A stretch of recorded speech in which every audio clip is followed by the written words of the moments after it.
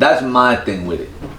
It's like, bro, I don't look at KD and I say, that's a sensitive person, bro. I say, that's an introverted person that don't really want to do shit else but hoop. It's not everybody else's fault that he's not interested in all this other stuff that y'all are interested in. I get it, but just be you then, KD. Like, y'all want him to be LeBron? Because LeBron care about everything. I want him to be him. Why being him. Hiding behind an account is being him? Because he wants anonymity. He wants to be you on Twitter. He can't. He has to be realistic. He will never be me. Is he alright? Hold on, let's pause this. Yeah, he's fine. Right. We just getting rid of that anyway. But he will never. Bro, be. That's what I'm saying. You've been famous for this long, bro. Is the music still playing? Nah. You've been famous for too long. Well, let's introduce before we. I was about to say that Family Room podcast, episode 34. 34, yeah. 34. We moving on up. I'm Mike Rhone. Stephon Rhone. Got a special guest in the family room with us today. My oldest son's godfather, one of my best friends in the world. The homie. Yo. My guy, Dor Tut. What's up with you, man? Welcome to the family room, Appreciate y'all having me. Hey, you know what I'm saying? Happy to be part of this RhoneBoy magic. You know what I'm saying? Hey, that's one of the new hashtags. RhoneBoy magic. You know also, we got little bro D Rhone on the ones, I guess on the twos, the cameras. He helping us with the cameras today. Yes, sir. So we appreciate on the twos and views. Yeah. Nah, like we got rhymes all over the place today. It's a real family affair in the family room today. But yeah, we just we go ahead and finish the conversation we were just going on. Yeah. What was he saying? I feel like everything we're talking about Kevin Durant and him being on the All the Smoke podcast, talking to Matt Barnes and Steven Jackson about his use of his burner account, him defending it. And I can understand how I say stuff that if I were more popular or more famous on Instagram, on Twitter, I would not say, because I know what's gonna come with that. And I could see a celebrity always being in this lane. He's never not treated like Kevin Durant. And Kevin Durant has shown more than any other superstar that I could remember. There's been nobody that is at his level that's like, fam, just leave me alone. I want to be a person. Kobe pushed everybody away till later in his career. Michael Jordan was like, I'm above all you peasants. Get the fuck from around me. LeBron tries to do everything right and wants to be on the camera all day and night. Like, pick a sport. Odell Beckham Jr. wants the cameras on him.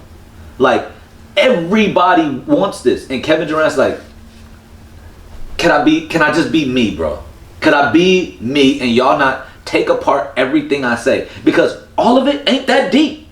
People on TV shows taking a sentence he said and extrapolating it about his team, about his coaches, how we feel about a dude, and all of that. Right or wrong, he doesn't want it. I agree, and I'm not saying everybody has to be the same, but I'd argue that Marshawn Lynch is that same guy. That's what I was going to say. He don't care about all of that, but everybody loves Marshawn. Marshawn Lynch ain't on Kevin Durant's level. Popularity-wise, not even close. Not even close. But still. It's not on ability compared. Nobody is saying Marshawn Lynch is an all-time great. Hypothetically speaking, if I thought we were just talking about people who are great at their craft, who the whole world knows their face, and they just want to be normal. They don't want all the celebrity that comes with it. Marshawn Lynch, because he's not on the same level as Kevin Durant, doesn't walk around all the time with people chasing him. Everybody that talks to him isn't trying to make a business deal and do all of that. Like, we see from how he lives. I feel like he just now started getting into the brand building thing. And that was his own personal doing. And this is what I'm saying. Bro, Marshawn's an NBA superstar at Kevin Durant's level, they're not afforded that. You're missing money to do that. Marshawn Lynch didn't have to miss money to just now start his brand building.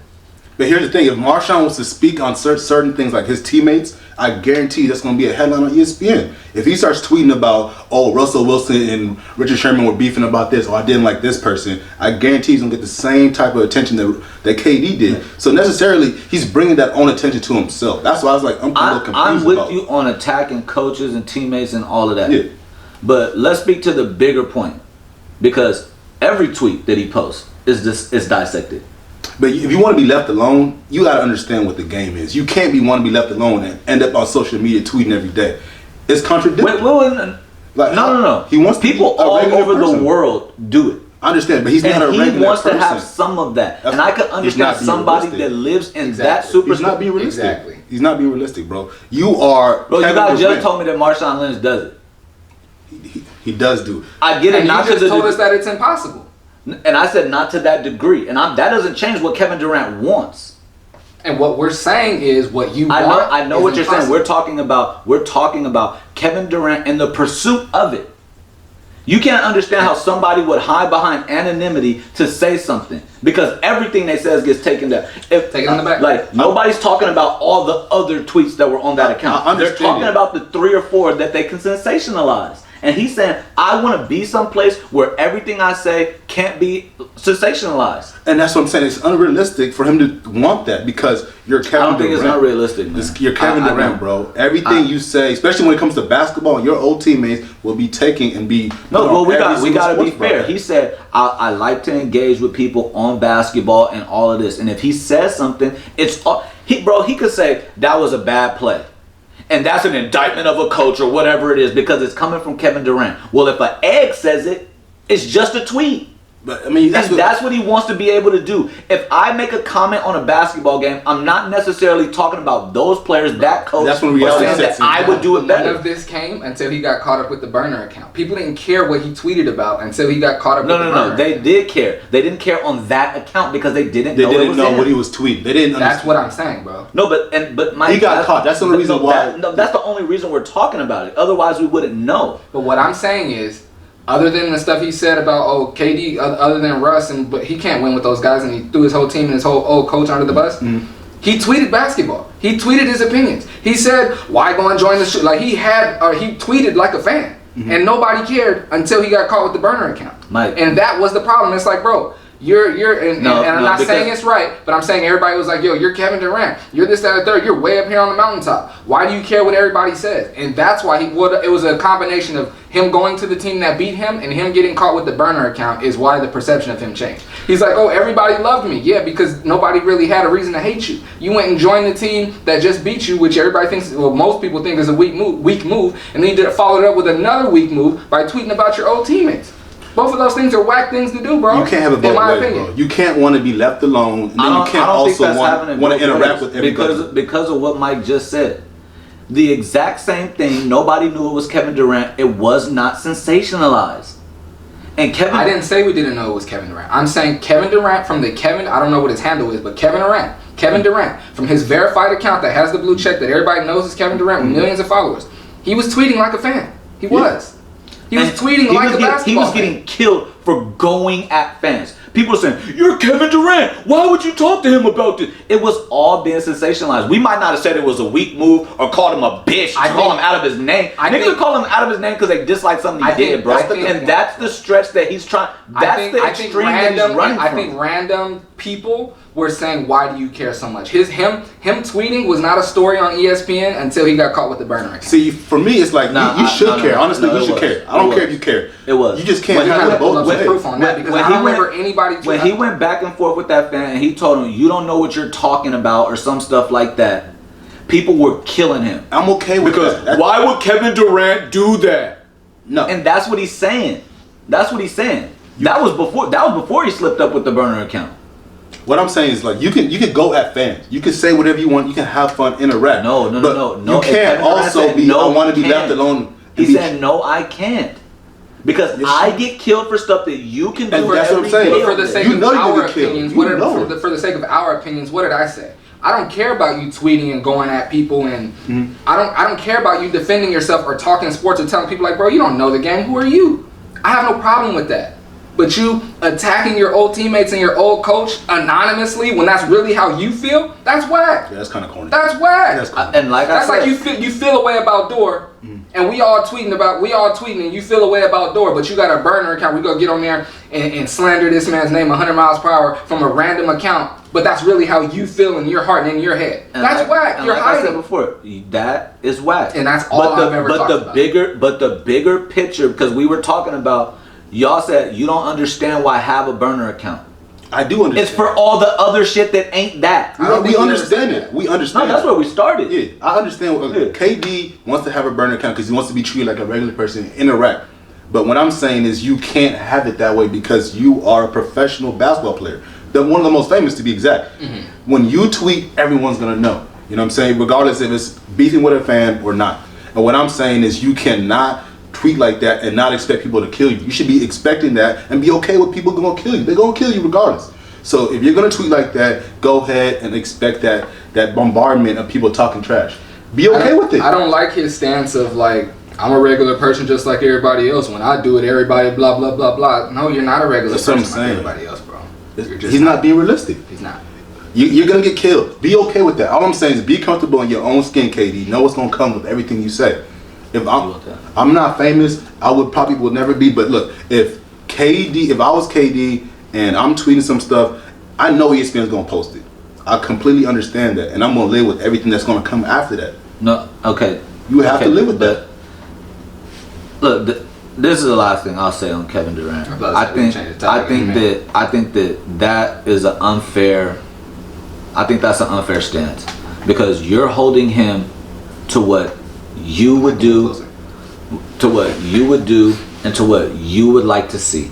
No. And everybody is not the same, bro. Everybody is not the same. Every superstar ain't the same. There's certain things that come with being a superstar. There's certain things that, and you gotta be built for it. And Kevin Durant has showed us at every turn that he's built for this superstar life. If he don't want to be getting slandered on Twitter and he wants a burner account, you know how many people got burner accounts and you don't know?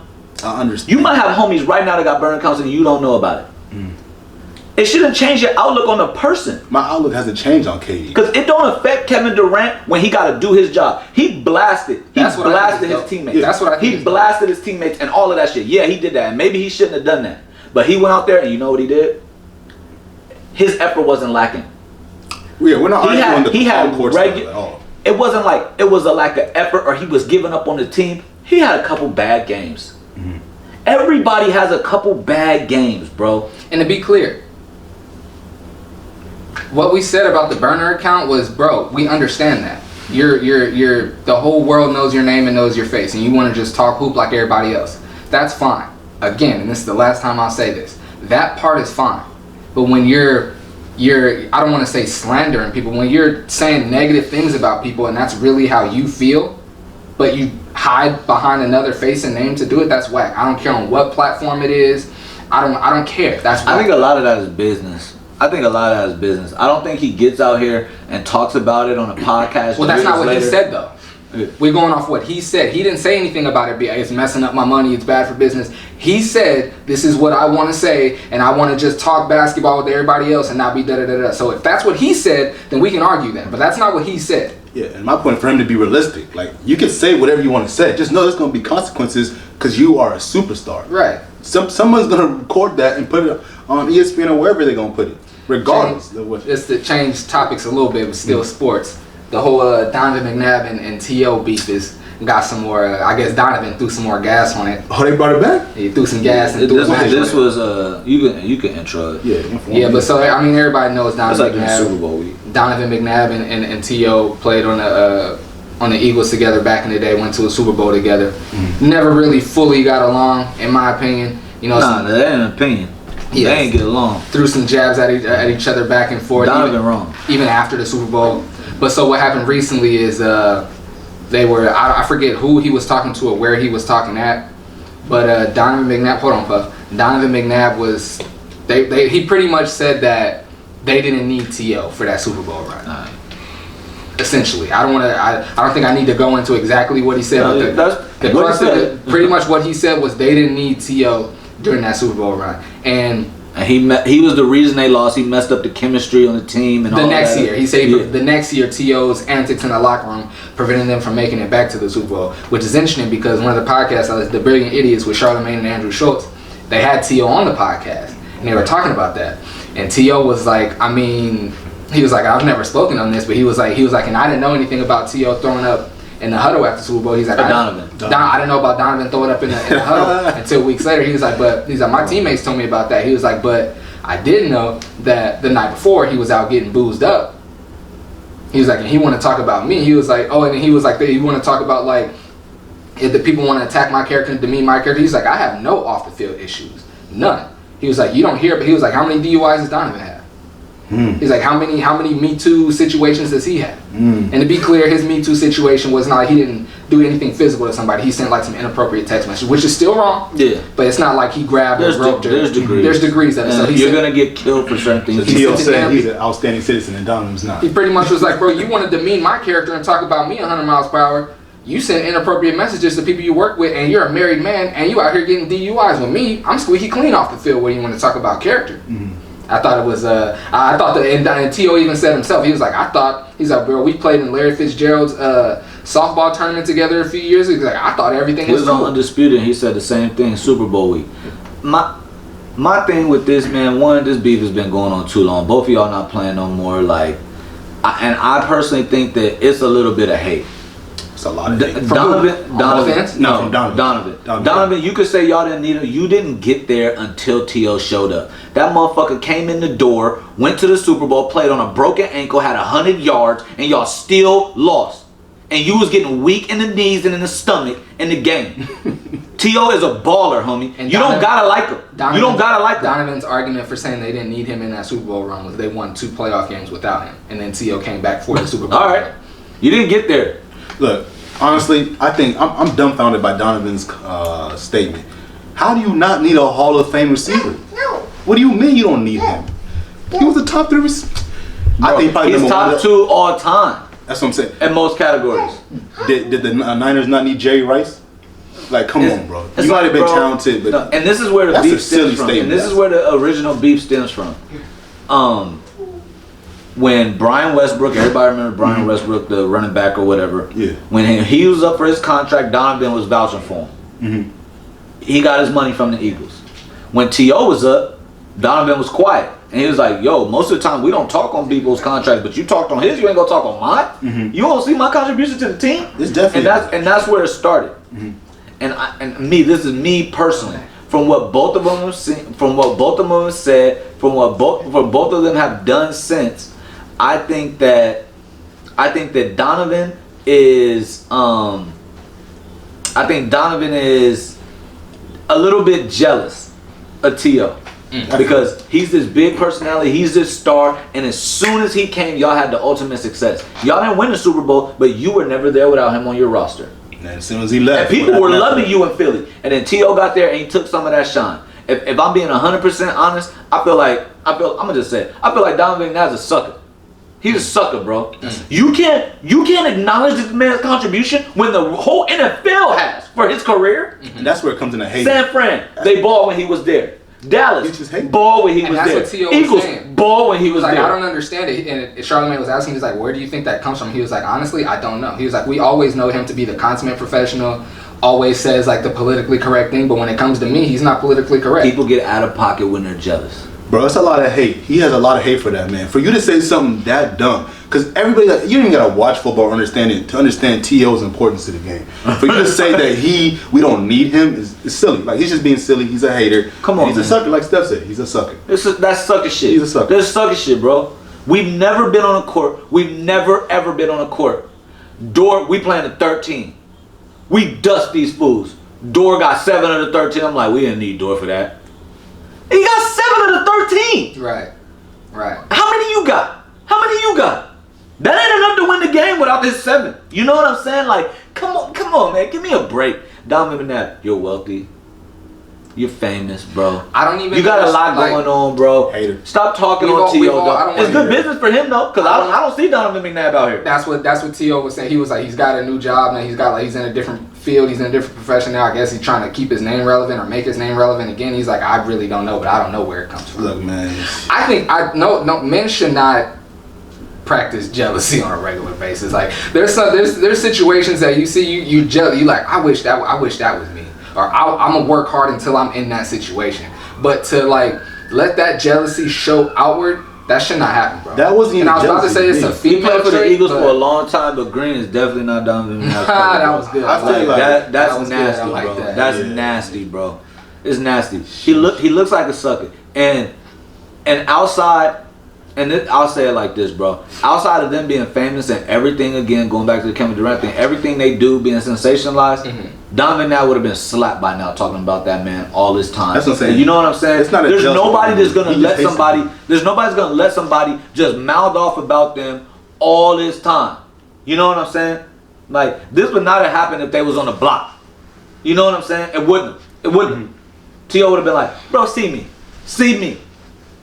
I used to understand the skill part of it, saying we didn't need him. Like, Yeah. And T.O. plays into it because in the beginning, like T.O.'s being more mature now. But in the beginning, they was going back and forth. But this been a long time since that stuff was going on. Donovan, what do you still have against him? Is Donovan McNabb going to the Hall of Fame? I don't think so. Maybe that's what he got against him. I don't know. I'm like, did T.O. like bag his girl back in the day or something? Like it just doesn't. And even if he did, I think they live by a code. Then it's like I think ever since T.O. told everybody that Donovan McNabb was throwing up in a huddle, they changed everybody's outlook on Donovan McNabb. Yeah. Because before I knew that, I loved Donovan. When I seen that, I was like, bruh, you soft. This dude was playing with a broken leg, and you still hating on this man. Let's ask the football player. How you just got to talk loud if you don't want to call the camera, but how you feel about that? About throwing up in the huddle? No, like about the whole situation. Like you've been in football culture the deepest out of all of us. You know what I'm saying? You was a high ranking football player. Like it take an ego to be as good as you was. It take an ego to be as good as these dudes was. You know what I'm saying? Like I think Donovan McNabb's ego got hurt. Oh, it for sure did. He saw him balling out, getting all the credit. Plus he played well in that Super Bowl. The reason that they were in it in the first place. With 2 screws and a plate in his foot, by the way. And he exposed him. A good player doesn't want to have the shine taken away from him. Yeah. See, that's a perfect way to say it. For the record, Lil Bro was 23rd in the state his senior year. That's a real baller right there. Go ahead, Steph. Like, so he knows that, and that's why I asked him. Basketball ego is different than football ego. Mm-hmm. You know what I'm saying? Like, as a basketball player, I can tell you, both of those dudes could coexist. You know what I'm saying? Because on a basketball court, Russell Westbrook and James Harden, they both saying, yo, I'm nice, bro. Go do your thing. I'm going to do my thing. You know what I'm saying? Like, but football is dependent. Donovan feel like, that's my success. I threw you the ball. And T.O. like, no matter where you put it, I caught it. You know what I'm saying? It's like, so now bro, who else you going to throw it to out here? You know, like, come on, give me. You didn't get to the Super Bowl throwing to anybody else but me. Right. Like, you have who you want, dog. They ain't get you to the Super Bowl. Mm-hmm. Stop playing. It's funny because he had his best season ever with T.O. That's what some haters say. You had your best season ever. He left, and you barely sniffed the playoffs after that. Can y'all think of a time when you were jealous of another dude or another dude was jealous of you, and it like either your jealousy made you feel away or you saw somebody else's jealousy and you was like, that's interesting. Yeah. Do tell. Yeah. Do tell. Right away it comes to mind. This was sophomore year in high school. I'm not gonna say his name because he's my man. He's still my man. Oh, I was about to say, if I know his name, I might say it, but it's your man, so he's still my man. Me off air. I don't know. Yeah. He's still my man. But I dated a girl. This is crazy. Yeah. 8th grade year and freshman year. Yeah. We broke up, and then he dated her the next year. And you can vouch. You was in them gyms. He wouldn't pass me the ball.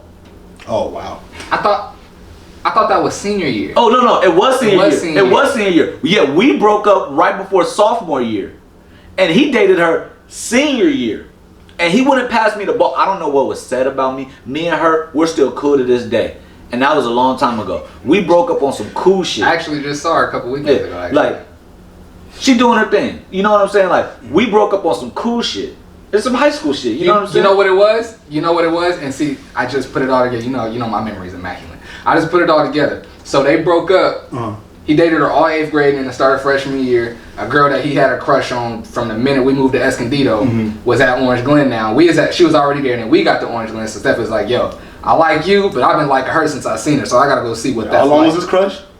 We moved to Esco in 7th grade. He didn't get to start dating no girl till 10th grade. Sheesh, so that's what I'm saying. Soon as you consistent, I tell you that. Soon as he got, look, we went to middle school with her. He couldn't make it shake, right? I don't want to say that's why he started dating another girl. He really, it was a real like puppy love. Like he was really in love with this girl.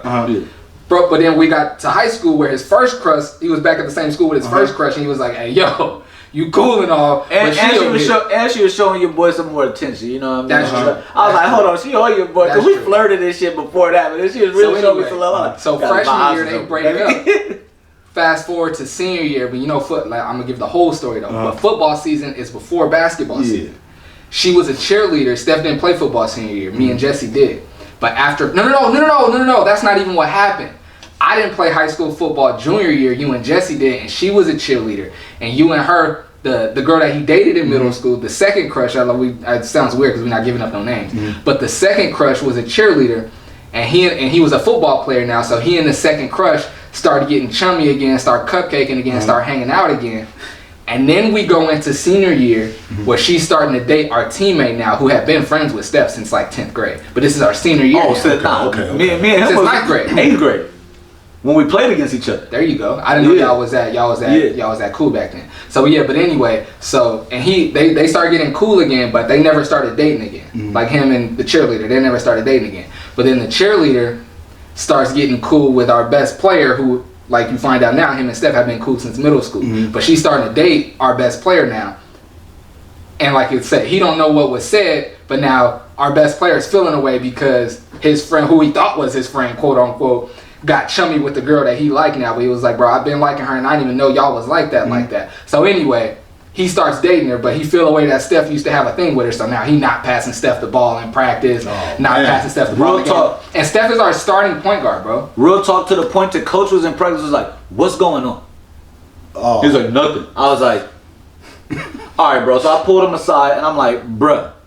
I don't know if my breakdown gave any clarity to anybody, but I hope that helped. Look. Yeah, Steph is Mr. Steal Your Girl.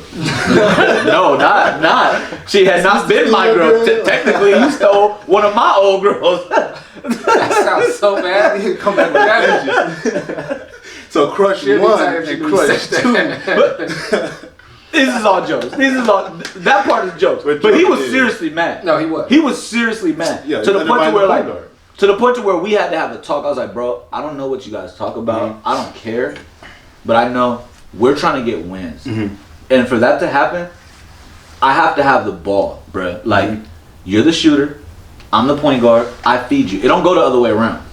You passing me the ball late in the shot clock, it ain't gonna help us. You know what I'm saying? Like, let me set you up. And I told him, it's you, bro. I haven't dated her forever. He didn't say a word. Shit just got better after that. He's a real close friend of yours? I'm about to see him this weekend. Oh, I know who it is. I think I know who it is. You do? Oh, you do? Yeah, I know who it is now. What? Oh, you said with shooter. I was like, yo. Hey, you know who it is, man. You know who it is. Exactly. Law Family Lie to OG. Oh yeah, definitely, man. Shit. But and see, that's the thing I love about the FamilyRoom podcast and all our friends, because we talk so much and about everything. So all we gotta do is give enough, and our core, I don't want to make it like we got a whole bunch of listeners, but our core listeners, our core people gonna know who we talk about. That's why the other day when you talked to me on pod, it was like, yo, everybody gonna know who he was talking about, who he ran into. I was like, hey, as long as like the extras don't know, that's all I care about. Yeah, you know what's, I mean, what y'all got any stories? I got one, but it's I was on some hater shit. I'm not going front. I was on some hater stuff. I was hating. Let's hear. So I transferred to Orangewood my junior year, right? Didn't know a lot of dudes. This is one dude lived down the street from me. I'm not gonna say his name, but Hispanic cat, cool dude, super cool. There was this black girl who he had a crush on, and I did too at the same time. But they had a history, like previous, before I even moved to the city, like 6th, 7th grade. So I tried to ask her to prom. And she tells me she only dates Mexican dudes. Oh, bro, I was hurt. I was sick. And I knew I was on some hater shit because every single time I would see her, I was like, why do you like this dude? Yeah. I'm the tallest dude on campus. He said I'm the tallest dude on campus. There was only like 10 I got big feet, man. I was hated. I was out here dirty macking. Look, hey, I learned from it. I'm a better man now from it, but I was on some young Fisher stuff, trying to figure out what. I became friends with the dude. I'm like, yo, what is he doing? So I gotta do my research. What you like about this motherfucker? What really had me hot, because there's only like 20 black people in the whole school. So I was like, yo, I'm the only other competition. Like, how you not gonna date me? I'm the only other black dude here. But anyways, I asked him one day, I was like, yo, like, she really only like Mexican dudes? And she's like, yeah. But after that, I couldn't be friends with you no more. I couldn't be friends. I was like, you know what?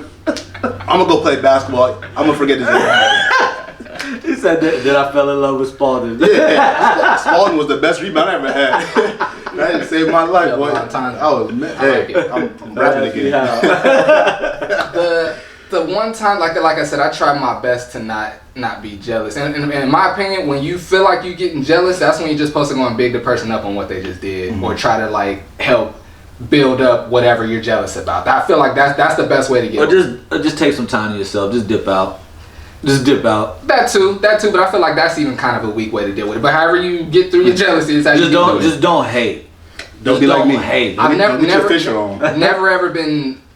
I don't want to say never ever been jealous of a dude who got a girl that I liked, but it's never showed. That's one thing that's never showed about me. That's one thing. It's like if I like her and then she start liking, especially if it's one of the homies, I'm like, oh well, I just don't like her no more. That's just what they got going on. But a time that my jealousy like showed outwardly, and I was like, dang, it's one of them hater moments that I told the homie about. I don't know if it was on the podcast, but the homie Jesse, he been on the podcast before. Our junior year, I didn't play varsity at all. I only played JV. Steph played varsity. Jesse played JV and varsity. Like some weeks he'd play on in the Wednesday JV game and then play in the Friday varsity, and he played both. And it really paid off for him senior year when he was a full-time varsity player. But so it's our junior year. He practiced with varsity and then playing the JV game. So he getting the dope practice, but then coming down and killing, right? And so he went on a stretch where he had like 32, 30, 27, 30, just killing for like 2 straight weeks, right? And our Coach Pickett, he said to all the guys that only played JV, he's like, y'all letting Jesse come down here and get all y'all minutes and get all y'all points.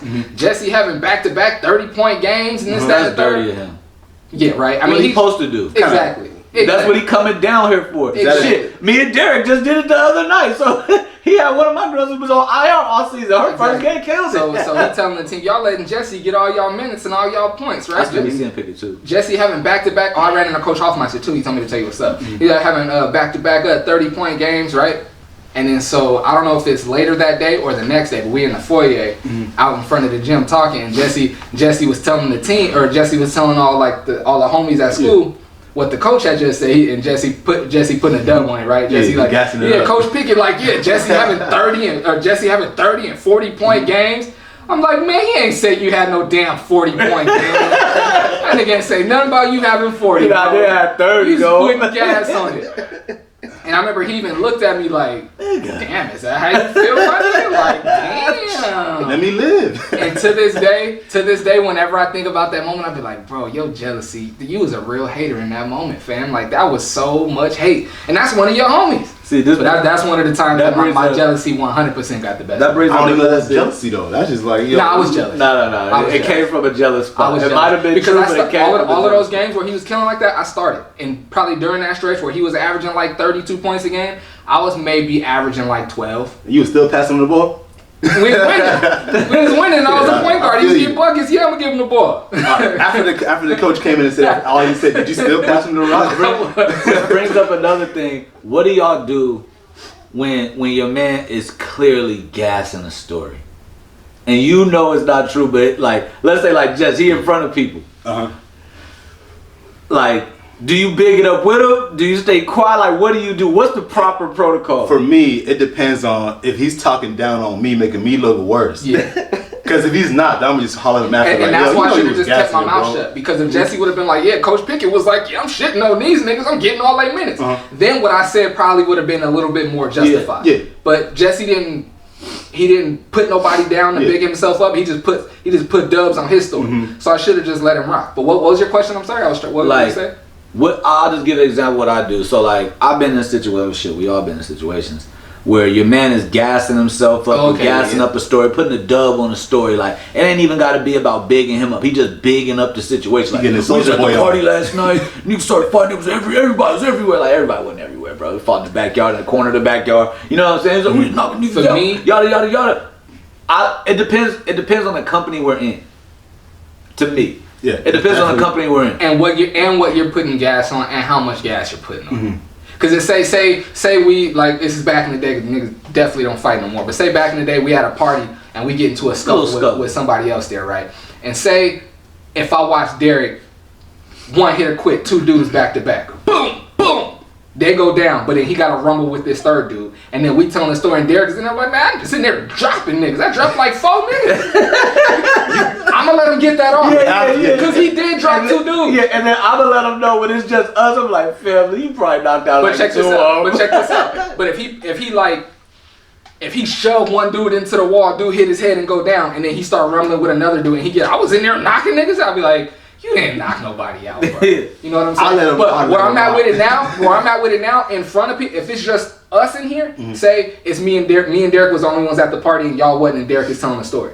With us, I'd be like, nigga, you ain't knock out 4 niggas. Come on now, bro. But if it's a whole bunch of randoms in here, I'm gonna let them get the story. He knocked out 4 niggas now. I'm gonna let them get the story out. Like Derek got the club talking to some girl, like, yo, girl, I'll make like $1 million. You know what I'm saying? He got we used to do that too. We used to go out with different names, whole situation. Me too. I hadn't made it that far yet. Protocol. That's something I always think is whack though.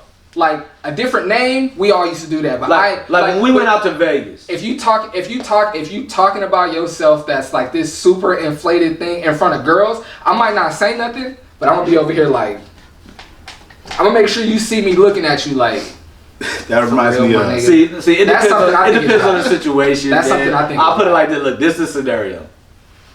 We in Vegas. Let's say 3 of us to 4 of us is in Vegas. When we go to the club, Dor's in the lead. Yeah, you're his publicist. I'm Lou all day for that. Yeah, you're his publicist. I'm his best friend. Derek's security. I'm Lou all day for that. That's my people. You know what I'm saying? You know what I'm saying? We gonna be looking like buddy. We gonna be up in there like. That's different. That's him. Be a whole new nigga. I'm not finna let you inflate who you really are. You ain't gonna let me rock. Like I said, that's different. He said you're not gonna be a whole nother person. Mike, you're not gonna be my publicist. You could be a whole other person, but you're not finna be an inflated Dor Tut. You could be all day. You're not finna be an inflated. Wait. You gonna let me be a whole different person? But I can't inflate my. Come on, man. Let me on a jet or something. This is my boat. What a Chris? What's that? Chris Tucker, Rush Hour 2. You know, this is my boat, baby, right? So, I know something wrong with my key. With the SS Minnow Johnson. Yeah.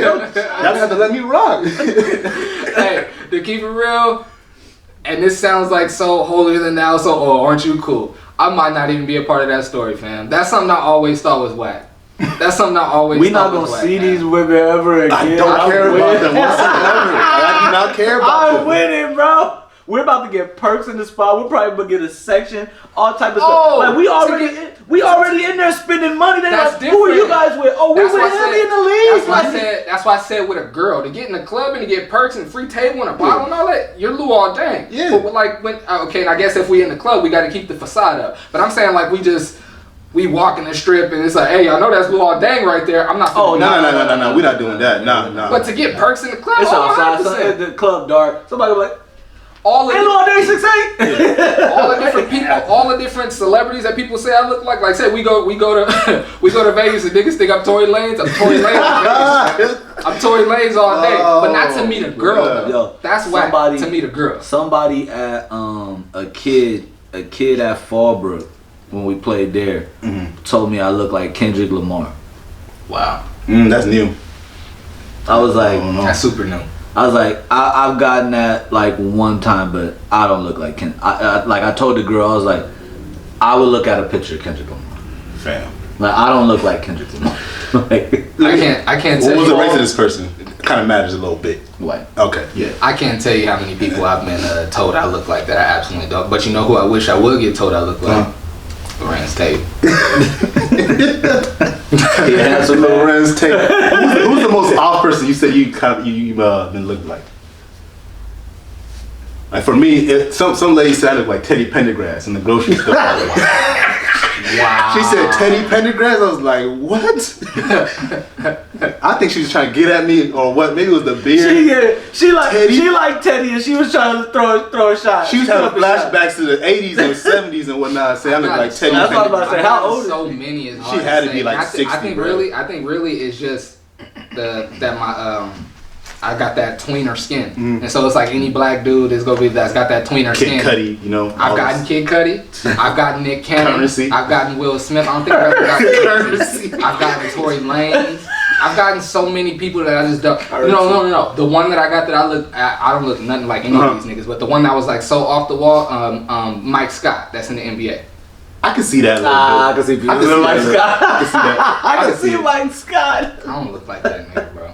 You don't, but I can Mike understand. Scott grimy, that's why. Because it's the beard. Yeah. You know what I'm saying? The skin tone. For me, I hate when people just throw any dark skinned dude out there. Like they be like Wesley Snipes. You know the one roast that I got that I was like, I don't look like him, but in that movie I was like, I get it. On Twitter back in the day, Jasmine Moore, we was talking about her not too long ago. What up, Jasmine? She sent me a screenshot of Will Smith from Loiter Squad with the bald head and the beard, and I was like, yo, that was a good one. That was a good one. Man. Oh, you brought up Lorenz Tate. You said you had some Lorenz Tate appreciation. Yeah, man. God, it was just to be funny. Oh, okay. But we could appreciate the homie. He's handsome, fam. Lorenz Tate's a good looking man. Scotty Beam though is who I really want to appreciate. I appreciate her. I don't probably know. every day on Instagram. You gotta fill me in. Who is Scotty Beam? I matter pull her up. Who's Scotty Beam? I don't think I've That ever. sound like a trap rapper or something. I don't think I've ever seen a picture of Scotty Beam where she didn't look absolutely amazing. She used to be a radio. She was the one State of the Culture. Joe Budden State of the Culture show. She was the girl on there. Not Remy Ma, but she was the other girl. She was dark skinned. There she go right there. Okay, I know who you're talking about. I didn't know her name's Scotty Beam. Her real name I think is Deani. Yeah. Yeah. Sheesh. Yeah. Beam me up, Scotty. Yeah, she looked good, Man. bro. She looked good. That was it though. That was it. And Just for being a queen. Yeah, just for being a queen. Just wanted to appreciate her real quick. Shout out Scotty Beam. I just figured out who you were again. But anyway, another You'll see how much I appreciate if you follow her on Instagram. Oh yeah, I'm gonna definitely follow her as soon as it's over. from one beautiful black girl Man to is another. dirty. From one beautiful black girl to another. Lori Harvey. So the way she Gangster. So you commended me. Oh, 100%. You don't think her promiscuity is a problem? Nah, I actually want more women to do that more often. Really? Yes. Why is that? For me, it balances a lot of the stuff men do to women. So kind of like, I don't So think two wrongs make a right is what you're saying. Or you don't think it's wrong? I don't think it's wrong at all. Okay. I don't think like look, if you're not committed to anybody, you go ahead and have as much fun as you want, Lori Harvey. Yeah, and this is the thing. Lori Harvey dates people that you would know. She's in that world of people that you would know. She's a pro. And she don't have problems with them. She's having the right discussions. You know what I'm saying? All these dudes know each other. We know that. That's a fact. We know that, but I'm just saying. Nah, I don't think so. You just I think the three of us know that. She got a team. I'm saying a squad full of. if you're how old is she? Laura, she in her shit. I'm gonna say Mid-20s? Mid-20s. Maybe mid-20s. You wouldn't feel away if your daughter in her mid-20s was moving like that? Sheesh. And and I'm take away the part that they're rich and famous men, because at the end of the day, you're These still are people she likes. You're still exchanging energies. Is this casual dating? You're still giving yourself a little bit to each and every man. Yeah. I mean, do we know that? I mean, I don't know, but we haven't seen her with anybody else as of late. So look, they're not on her Instagram, but she's on theirs. The men she dates. oh, bruh, she playing these dudes is great.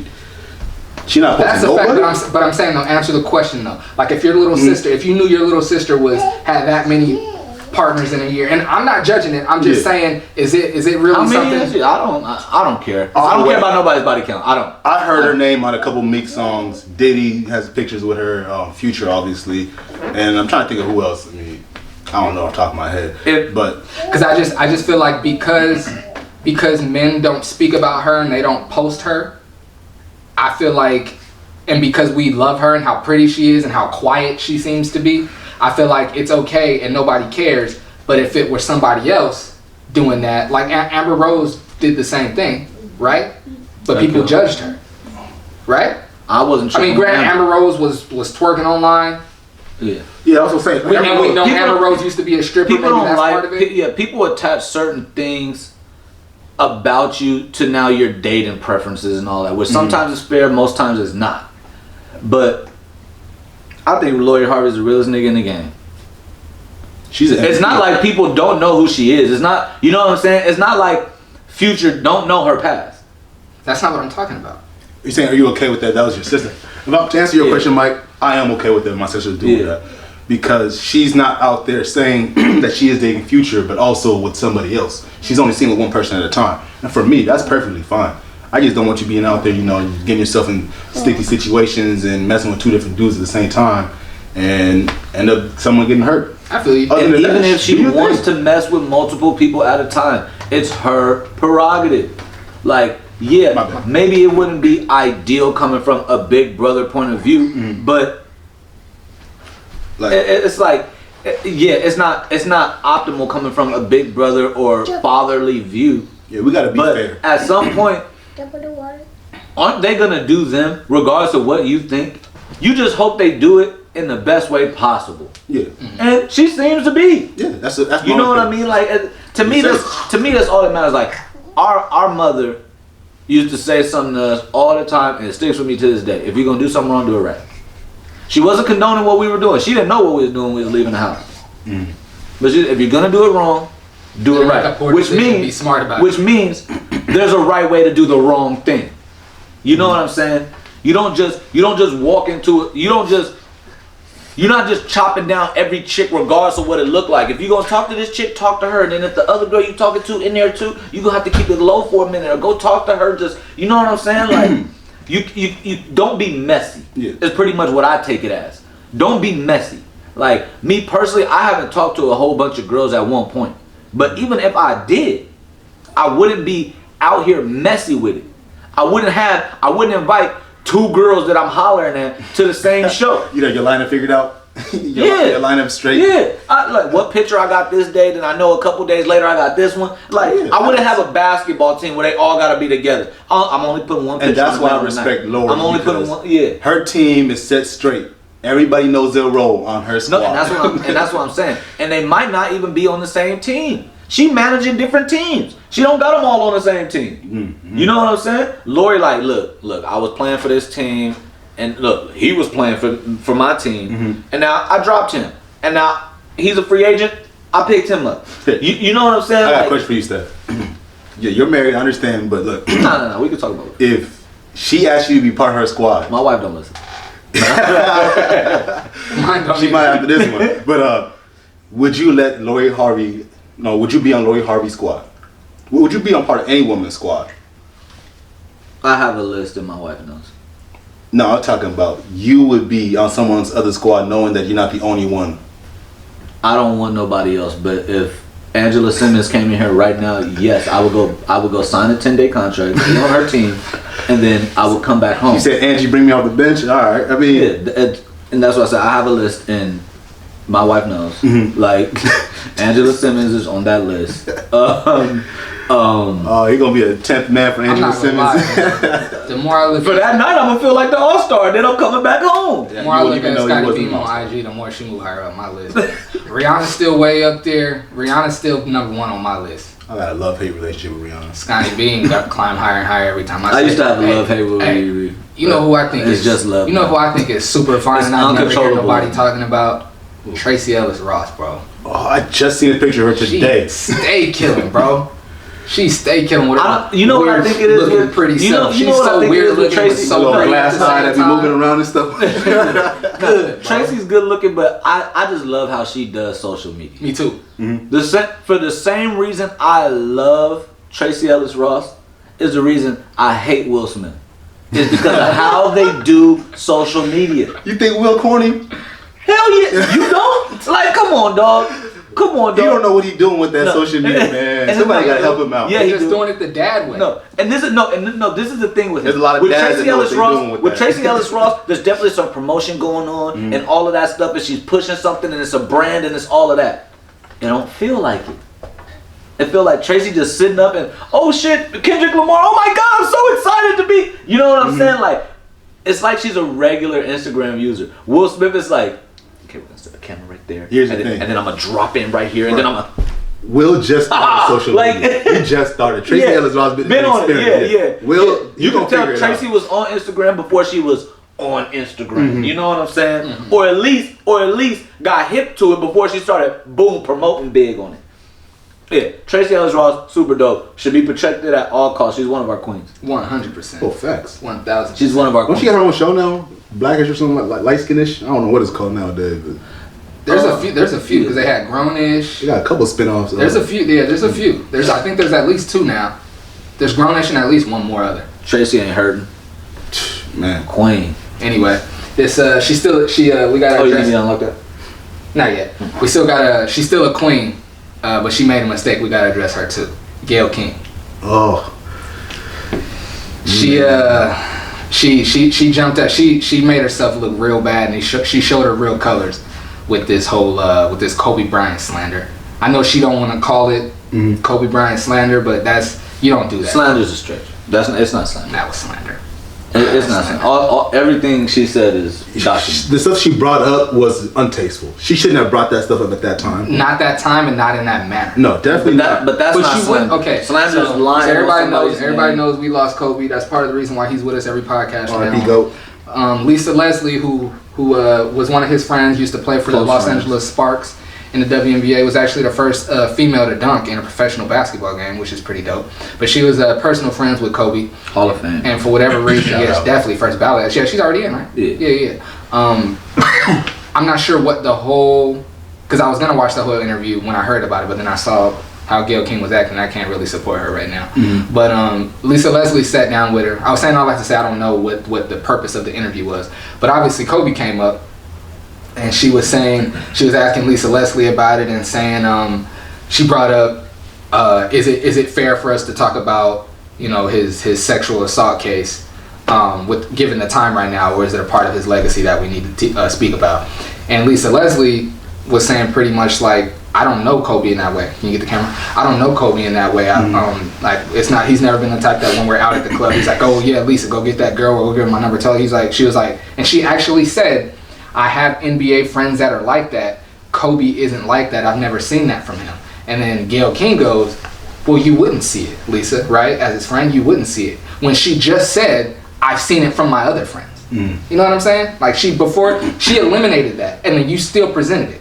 You know what I'm saying? Like, and I agree that it is, I'm gonna just go ahead and give my opinion on this since I'm talking.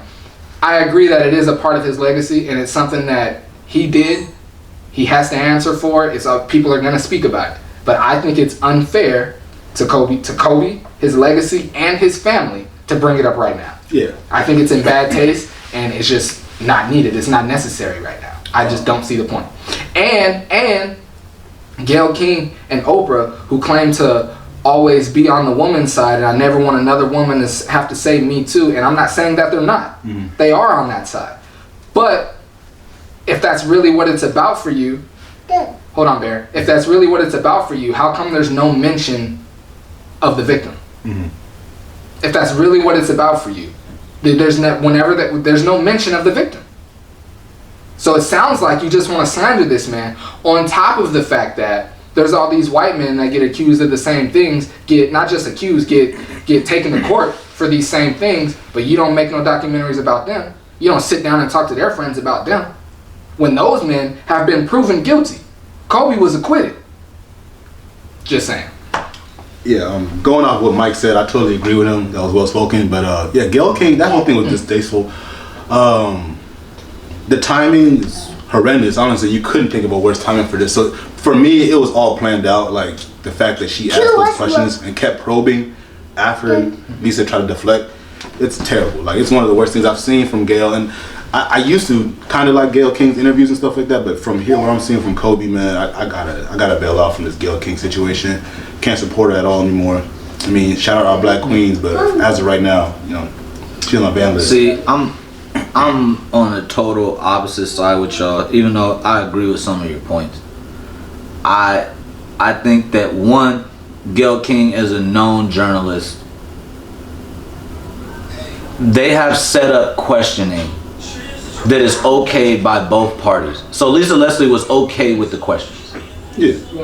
Although I think it may be a little bit ill-timed, I also think that there are people that don't think about Kobe how we do. And to him, and to those people, something happened in that room, and Kobe had a part. And I think that everybody needs to be allowed to have, even in this tough time, nobody should be silenced from the Kobe conversation that they want to have. And there's women that, as soon as that went down, they could say you could say whatever you want to them. Something went down in that room, and that girl ended up uncomfortable or whatever it is. And I'm not saying it's right. I'm saying you might have to look at all the evidence. People were saying that maybe that girl had a setup plan. There was a lot of stuff. There's a lot of different things going on. I'm sorry to cut you off, but that's just not true. You cannot definitively say that what went on in that room made that girl uncomfortable. No, bro. This is what I'm saying. That people's there's people that have a different outlook on Kobe Bryant than you and I. I understand that. I'm going off what you just said. And I said that. And I'm saying that they should be allowed to have their Kobe conversation. I understand. How come they're having it right now? That's what I'm saying. The timing is horrendous. Why do you need to have it right now? Why? Because it is part of his legacy. And to not bring it up is bad journalism. Gayle King would be a bad journalist to not bring that up. It is part of his legacy. He was a changed person after that. And subsequently acted different moving forward. That was a defining point in his life. I understand there's there's scheduling, and Lisa Leslie they probably made that interview months before, but that topic should have been changed or shouldn't have been talked about, or the Kobe thing not brought up at all since it just happened. Well, Lisa Leslie is Kobe Bryant's friend, right? Yeah.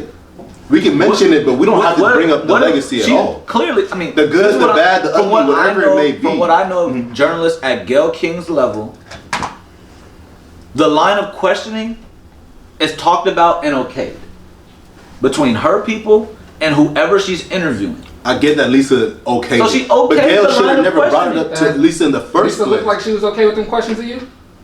Yeah. There's a rundown on interviews. She didn't look like she was like, let's get off of this. She changed. When she was ready to go. When she was ready to go from it, she said we should leave it there. She was definitely trying to deflect. She was definitely trying to deflect the whole conversation. You're misreading that whole situation. If to you, Lisa Leslie looked comfortable in those questions, bro. For Mike, she okayed it. She okayed the line of questions. She didn't get on camera and get blindsided. That would be in bad taste.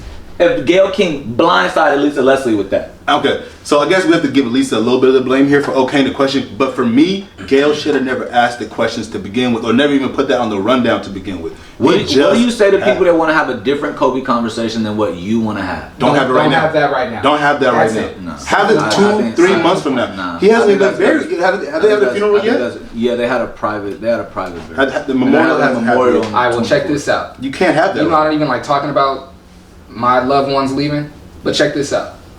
Whenever you check out, no one's saying anything bad about anything you've ever done. They're gonna have to, while I'm around, they're gonna have to wait. They're not having those conversations around me.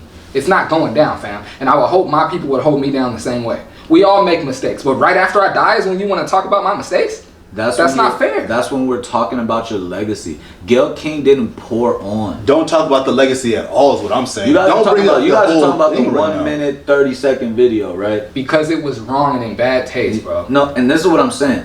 Gayle King came out and blasted her network for chopping that video up like that. She said, when I saw what you guys saw, I would be mad at me too.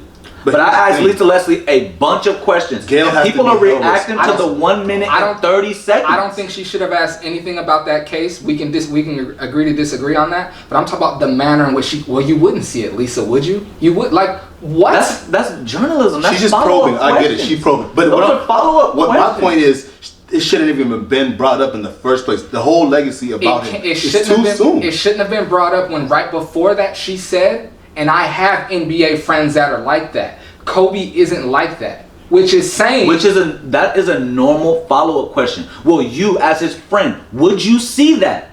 Because he's clearly, or something happened where people are saying he was totally different, but they weren't his friend.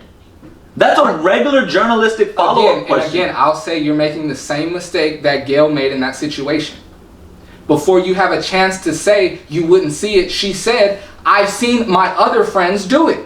and I haven't seen it from Kobe. Mike, that's a logical follow-up, though. That is a logical follow-up question. But for me, I'm with Mike. If somebody that you've never seen be violent is all of a sudden now violent, you're gonna ask that person, well, why haven't you seen them violent? Or you wouldn't see them violent. You never dealt with them like that. What, have you ever made them mad? Look, those are regular questions. I get it. There's journalist questions you have to ask. But at this point, Gayle got to throw the journalism, the business side of it away for a second and understand it's a sensitive topic. You cannot bring. We all do that in our lives. We all have things that we have to do that we maybe should do in our jobs, but our morals say, I can't do that. Yeah. She could have easily said, Lisa, look, we're not going to ask those questions. There's been situations in my job where when I worked with kids where I need to see a certain amount before I can report it. But because I've been doing my job long enough, I see things and I'm like, every time I've seen that, every time I see A, it leads to B. So I should jump in right now, right? Your morals take over in certain situations. And I just feel like as a black woman, I feel like her morals should have jumped in and be like, I'm not gonna pile onto that part of this black man's life. That's just how I feel. Not even just black, bro. Just morally, the man just lost his life. His wife is clearly, obviously, his whole family's still mourning, and then we're gonna bring this back up for her to have to relive all that? That's not fair, bro. That's bad taste. Because look, we're talking about legacy. We're talking about how he's gonna be remembered. And that right there directly impacts how he's going to be remembered. That fact that you're bringing it up right now. If you want to talk about that, people, they're not going to remember Kobe how you do. And I think that you guys are telling all those people, shut the fuck up. No. Shut your mouth. Right, you don't feel like Kobe how I feel like Kobe. Don't say that. And that's wrong. For the respect of the family. That's wrong. That's wrong. It's not wrong. You can't tell. Bro, this is a public part of his life. She is not talking about nothing that anybody that knows Kobe, they know about this.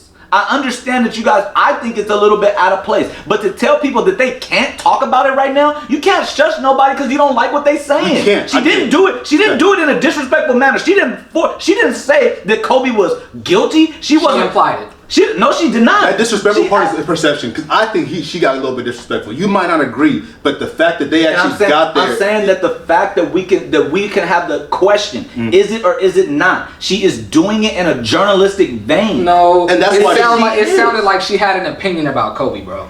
Look, I think that's how you're taking it because of how you feel about Kobe. Because people have different feelings about Kobe Bryant. Because there's people that are sitting there watching Gayle and being like, those are the questions that I want his friends ask. I feel like that is a good journalism. Ask those questions 2-3 months later. This could maybe be me tooting my own horn or sounding like I'm bragging, but I feel like in most conversations, like where there's a debate, I feel like I'm one of the most objective people you can find in most conversations, whether I like the person or not. So this isn't just the fact that I like Kobe. Like I mean, I've had other favorite players. Like Kobe hasn't been my favorite player for 20 years. I like T-Mac more. But those people haven't died tragically either. And that's what I'm saying. It all plays into it. And that's the whole point of the journalistic. Exactly. Throw the journalism would be human for a little bit, Gayle. And also, be human for a little bit. She didn't disrespect nobody in that. Did you guys see the whole thing? She disrespected Vanessa. To me, it didn't sound like she was just being an object. Like it didn't make it to court because the witness didn't want to. She seemed a little biased. Details. Those are the details. The manner in which she presented those details, Steph. She has to be. She's talking to Kobe Bryant's friend. This is all journalism. She's talking to Kobe Bryant's friend. If you had to guess, what side of the line is Kobe Bryant's friend on? On Kobe's side. Of course. So now she has to toe the line. As a journalist that has to try to stay as objective as possible. She has feelings about this. Of course she does. And we don't know what side those are on. But she has to try to toe that line. Now when she says I've never seen Kobe Bryant like that, if I'm towing the line, my next question is, well, when would you see him like that? Did you know Kobe intimately? You know what I'm saying? That's the next line of questioning. My point is, it should have never got there to begin with. Agreed. It should have never. The interview actually, if you ask me, the interview shouldn't have happened. Push it back a few months. This dude just tragically died. His family is still mourning. I understand Lisa Leslie already had this scheduled on here, but I guarantee you, you're in a big enough network where you guys can switch that up, where we can still get the same content. People are still gonna listen because you're Gayle King and it's Lisa Leslie. And I'd love to hear if Lisa Leslie knew those questions. She had to have known. I'd love to. Yeah, she had to. I think she maybe knew that Kobe questions were coming. It's Gayle King, bro. Look, she knew that was gonna talk about his legacy, good or bad, but maybe the follow-up questions weren't brought up. But there's just certain things that go along with that level of journalists that operate on Gayle King's level. One, she pick and choose who she want to talk to. She ain't out here just trying to get interviews. Gayle King don't got those problems. I'm not also responding. I'm not also responding to the questions. I'm responding to her tone when she asked the questions, the manner in which she asked the questions. But that's all journalism to me. That's how I took it. Look. I agree with you. It is journalism. It should be asked because you have to find out. You got to find out the good, the bad, whatever. But for the family's sake, push it back a little bit, man. Bro, push it back. I'm a Charlemagne fan when a lot of people to this day aren't Charlemagne fans. I've seen him ask the most uncomfortable questions to the biggest names in the business, and he sounded objective. It didn't sound like he had a dog in the fight. Charlemagne don't operate on Gayle King level. I'm not arguing that. I'm talking about we can both dig into something and it can sound objective. In my opinion, you can say it did. In my opinion, and most people didn't think it did. That's why they felt the way. And most people saw a minute and 30. Cool. It didn't sound objective to me. She should have known that was going to happen. It did. No, and that's what I'm saying. How it got chopped up. Gayle King came out after and blasted her network for doing that. It didn't sound blasting them for fake. Yes, bro. Y'all, you seen it? Listen. This is the reason why I think it's fake. This is the reason why I think it's fake. You seen Gayle King blast her network? I guarantee you, Gayle King. Well, she said she's gonna have a conversation with them, and things are gonna change. Did you think that they didn't include her in any of the clips that they put up? They didn't ask her like, Gayle, what do you think about this clip we're about to post? Oh no. You think she just blindly? No, I think most people have a team. She has so much power, bro. And then they chop that up and do what no they way. do with it. She dictates everything that's seen about her online. This ABC or wherever she's CBS is not definitely going to be like Gayle King. She leaves the building. Oh, we got to put this up. She knew that when she asked those questions.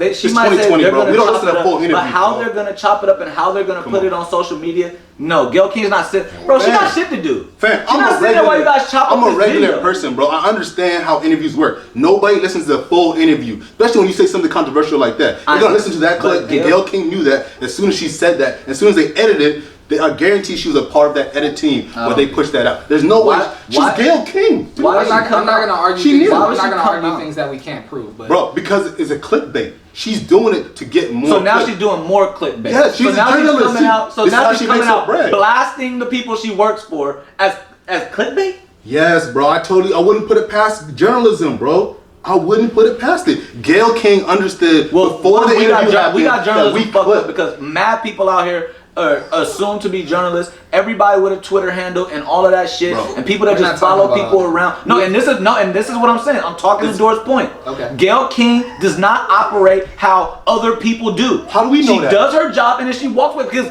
journalists. She's not a regular journalist. Those questions to Stuart Scott. You think when Stuart Scott was out here doing his thing for ESPN, you think he was sitting around for the whole edit process? Of course he's not. You think Stephen A. sits around for the whole edit process? No, not the whole first thing. Take? But they know what's being put up before it gets put up. No, I guarantee you, Gayle King. Stephen A. has come out and said that he don't know what them clips first take is gonna look like. And I guarantee, I don't believe that. I do not believe that Stephen A. has no idea what's gonna get put up. He has no idea. No, you have too much power for you to be like, oh, I came in there blindly. No way. No, I didn't come in there blindly. I said everything I had to say. How y'all chop it up and put it out on social media, that ain't for me. I'm the talent.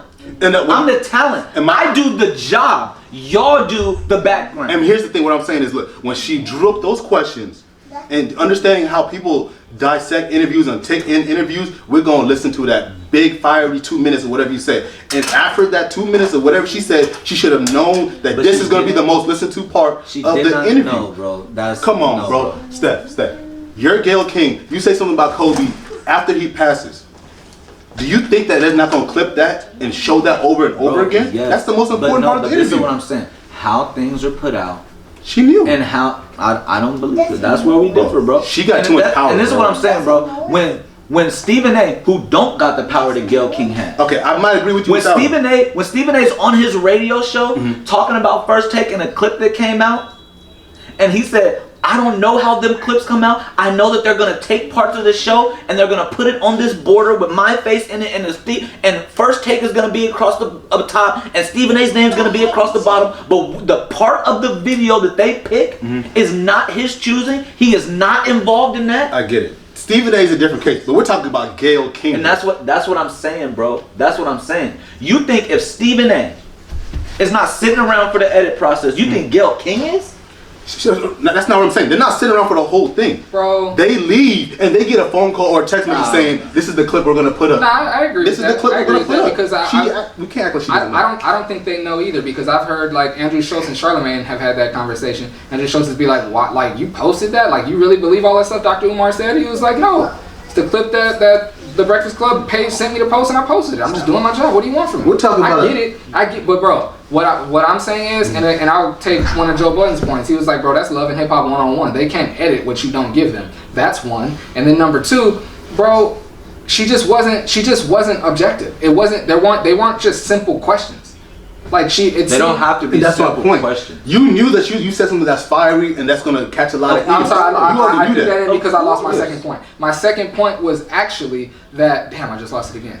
That's terrible. Well, back to my point. Knowing that Gayle King, she knew that thing she said about Kobe could be turned all the way up. Twitter, Instagram, whatever, it's gonna get leaked. And even if it's a clip she didn't know about, she knew she said those words. She knew she said those words. And I don't need a whole bunch more. I don't need a whole bunch more context for that. I don't. You knew what you got yourself into, basically. Like what more context needs to be added? Yeah, it's one. Well, give them the whole video. She's asking a different question about Kobe. Look, that's the context. She has the right to ask any question. And how you feel about it is how you feel, because there's other people that feel differently. Gayle said in her response. She's like, my network took a minute and 30 seconds out of this whole long interview that we had, and blah blah blah blah. I'm sure you did say some great things in the interview. You're one of the best in the business. Let me ask you a question. But that part, what more context do I need to hear about you? Say, oh, well, you wouldn't see it, Lisa. Oh, well, it didn't make it trial. It's not the words. It's not the words. It's everything that runs up into it. How I asked the beginning questions. How I brought in the topic of Kobe. All of that stuff is relevant, and just to ignore it is to just view it from where you're standing. In the most loving and most respectful and most homage way possible. To bring that stuff up right now is inappropriate, and we've been here for a long time, so we should talk about something else for our listeners. Find something else to listen to. Like that for me. Like, bro, like it just was, bro. It just was. I don't need a whole bunch of more context. Yeah, I definitely can't believe that she didn't know. No. Like, it's not the first clip that's been edited that way for Gayle King. Come on. This is the last thing I'll say about it. I've heard a lot, at least 4 different journalists come out and say Gayle King was doing journalism. I know we have a skewed view of how journalism works today, but Gayle King's doing journalism. We get that. She had questions that Lisa Leslie approved. She asked the questions and then she followed up. That is journalism 101. It's a bad time to do that type of journalism right now. That's all I'm saying. And that's where the point that comes up is there's a ton of women out here. Change things, bro. Everybody at a basketball game walks to go get a snack. Everybody walks to go get nachos. Everybody stands up and claps. But when they're doing the national anthem, everybody's standing up and then takes their hat off.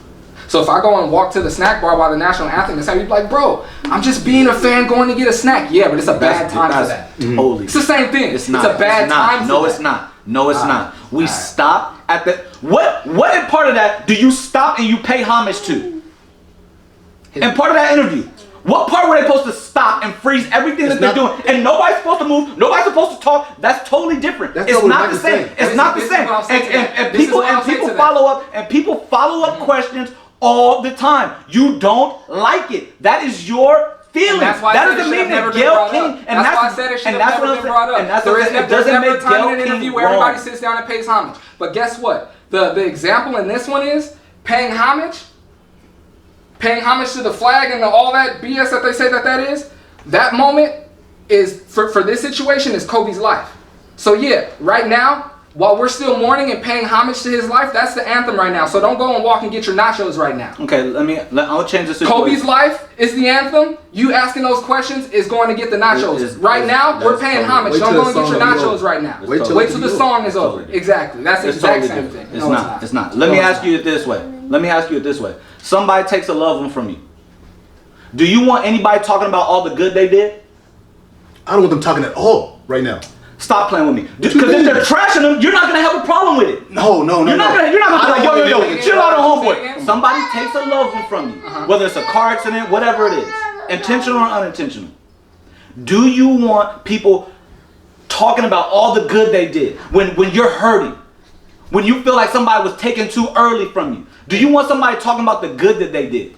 Or do you not want to hear that? Because you took somebody from me, bro. If it was accidental.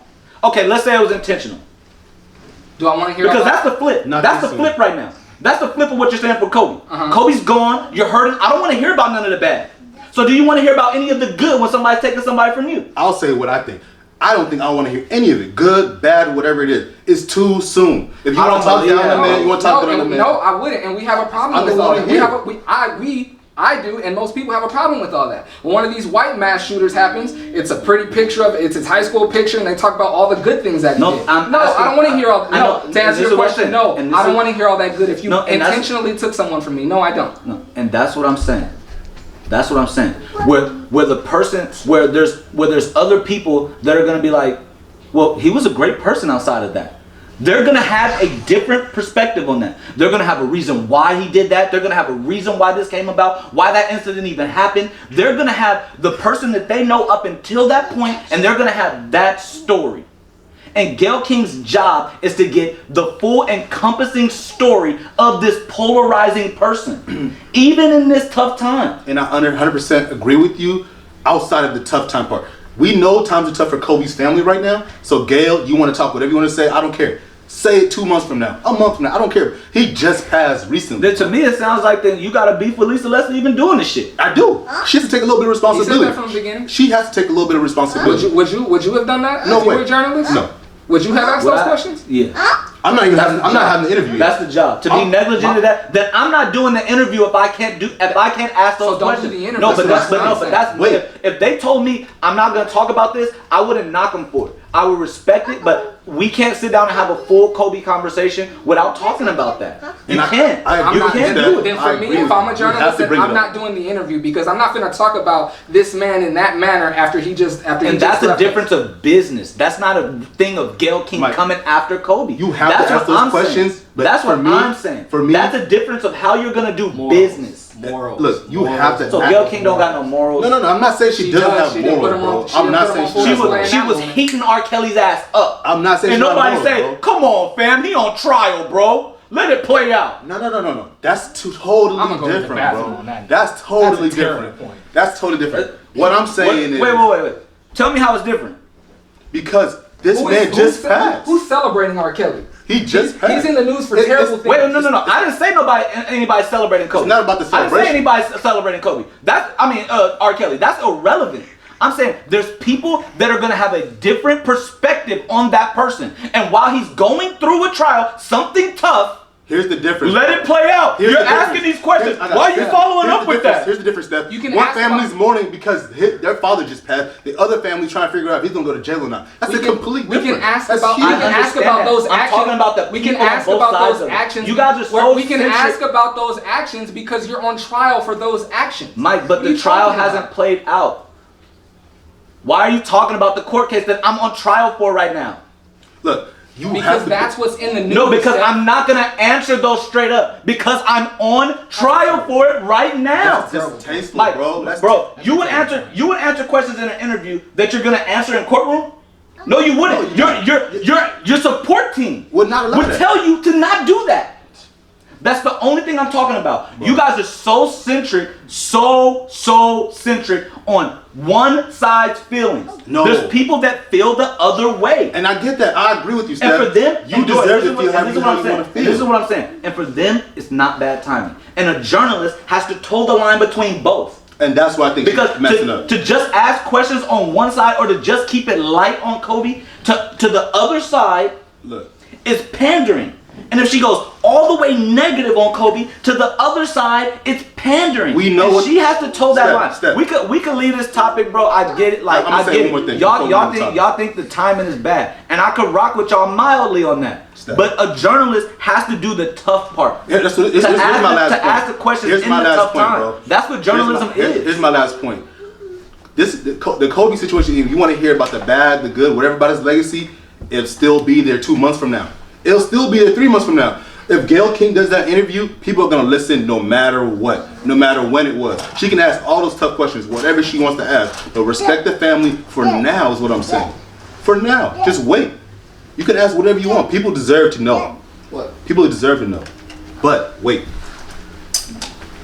I mean, I just think differently, man. I just think differently. I get it. Journalism's a dirty game. Like, exactly. And what if somebody else gets the Lisa Leslie because I didn't do it now? It's all of that plays into it. And that's what morals comes in. And you that's like, you know what? I'll take that L. And that's what I'm saying. Exactly. And that's what I'm saying. And it's to ignore. You would always have to do that. You would always have to be last because there's always somebody that doesn't want to hear what you're saying. There's always two sides. There's always two sides. There is. And I don't think that Gayle King was too far on one side or another. I think that she has thoughts about Kobe. Do I know where those are? Not from what she said. I do. And that's how much of it did you see? If you do or do not, that's what I'm saying. That's not how much of it did y'all see? What thoughts do you think she has about Kobe? I'm curious now. Like I just said, I don't know where she's at. But she's a person. She has thoughts. You said you think she has thoughts about Kobe. What thoughts about Kobe do you think she has? From what she gave me, I don't know. That's my point. Okay. That's my point. So you think she's being indifferent? So then why did you just say you think she had, and we all have thoughts about Kobe? Because, I said it to say, she clearly has thoughts. But to me, what do you think those thoughts are, is what I'm asking, Steph. Mike, she didn't give me anything to where I don't know. Oh, okay. That's what I'm saying. Yeah, we might just leave this topic alone, man, because journalism is dirty, and Gayle got to decide morals or go get that check. Because right now, she always got the check because she got the most. Gayle King's not hurting for money, bro. She's not doing it just to be. Then push the interview back. Why we gotta do that? But then she's doing it to be first. And then, isn't that what you said? Yeah. Yeah. And being first comes down to getting more money, more views. And I think I'm saying Gayle King's not rushing out to be first for the money. Like Gayle King, whatever her reasoning is, I don't think she should have rushed this one. This is where this one right here is not like the regular. And I know you guys are gonna kill anybody within this timing. Like if they're first, if it's too early for y'all, you're gonna say the same thing. I get it. But in Gayle King's world, somebody else is gonna do it, and now I can't wait 2 months. It's been done. It's been done. It's a dirty world, man. That journalism world dirty for me. I can't. And that's what I said. There's people that would have done that way worse than Gayle King. My morals would have been like somebody else could have that. I'm not talking about that right now while his whole family's in it. I'm good. And that's why I kept saying morals. Matter of fact, that might be the topic of this podcast. I'm consistent. How many times on this podcast have I said that? Sometimes your morals jump in the way of things. Sometimes your morals. How much of that did y'all see? I only saw the Kobe clip, the 2 minutes. Because I watched the whole thing. And that's what I'm saying. My feelings are different because I've seen the whole thing. Look, I don't feel like Gayle King was pressing her with no view. She asked a question. She has to follow up. So she has to toe the. She was completely unbiased in your eyes. Yeah. All right. Then journalists have to ask questions that people want to hear, and sometimes there's a way to do it. There's a way to do it. And Gayle King asked a follow-up question of, "Well, you wouldn't have seen that." She asked a question, she posed the question, and she left it there. I'm being biased right now. I don't like the way her tone of the way she said it. Exactly. It didn't sound like just follow-up. It didn't sound like just it sounded like, and her tone made it sound like she felt a way. It made it sound like, well, he is like that, Lisa, but you wouldn't see it because you don't know him that. No, that's how it sounded. And I took it as, well, other people would say differently. She didn't say that though. But I'm saying her tone. She asked a question. And her tone is... That wasn't a question. This is based on perception. She said, well, you wouldn't see it, would you? It seemed to me that it was a question where she was telling Lisa that, oh, you would never know because Kobe is always like that, but not to you. So you would never see it. He does it to everybody else but you. That's what it felt like to me. She asked a question, well, you're his friend. Did she say? I want to hear it now. Can you pull it up? My phone is live. Because did she say would you, or did she say well you wouldn't see it? She said you wouldn't see it. Lisa, would you? I want to hear it now. Man, Gayle. Oh man. In fact, he ain't even got my phone. I'm gonna go get my phone. Yo, they made Snoop Dogg apologize for this. They walked it back. Yeah. I think, look, the Snoop thing was kind of disrespectful for me. I think that's a bigger talking point than anything that Gayle King said. Snoop got a little disrespectful. He got way disrespectful. How Snoop jumped out the window. Yeah, he got. And then how Gayle King, she has some supporters like, you don't understand, Snoop, we got our army. It just started something ugly, which brings up the conversation of how do we deal with our own, even in a tough situation. Snoop, there's a way to deal with Gayle King and it still be fair, bro. Like, you ain't gotta call her out her name.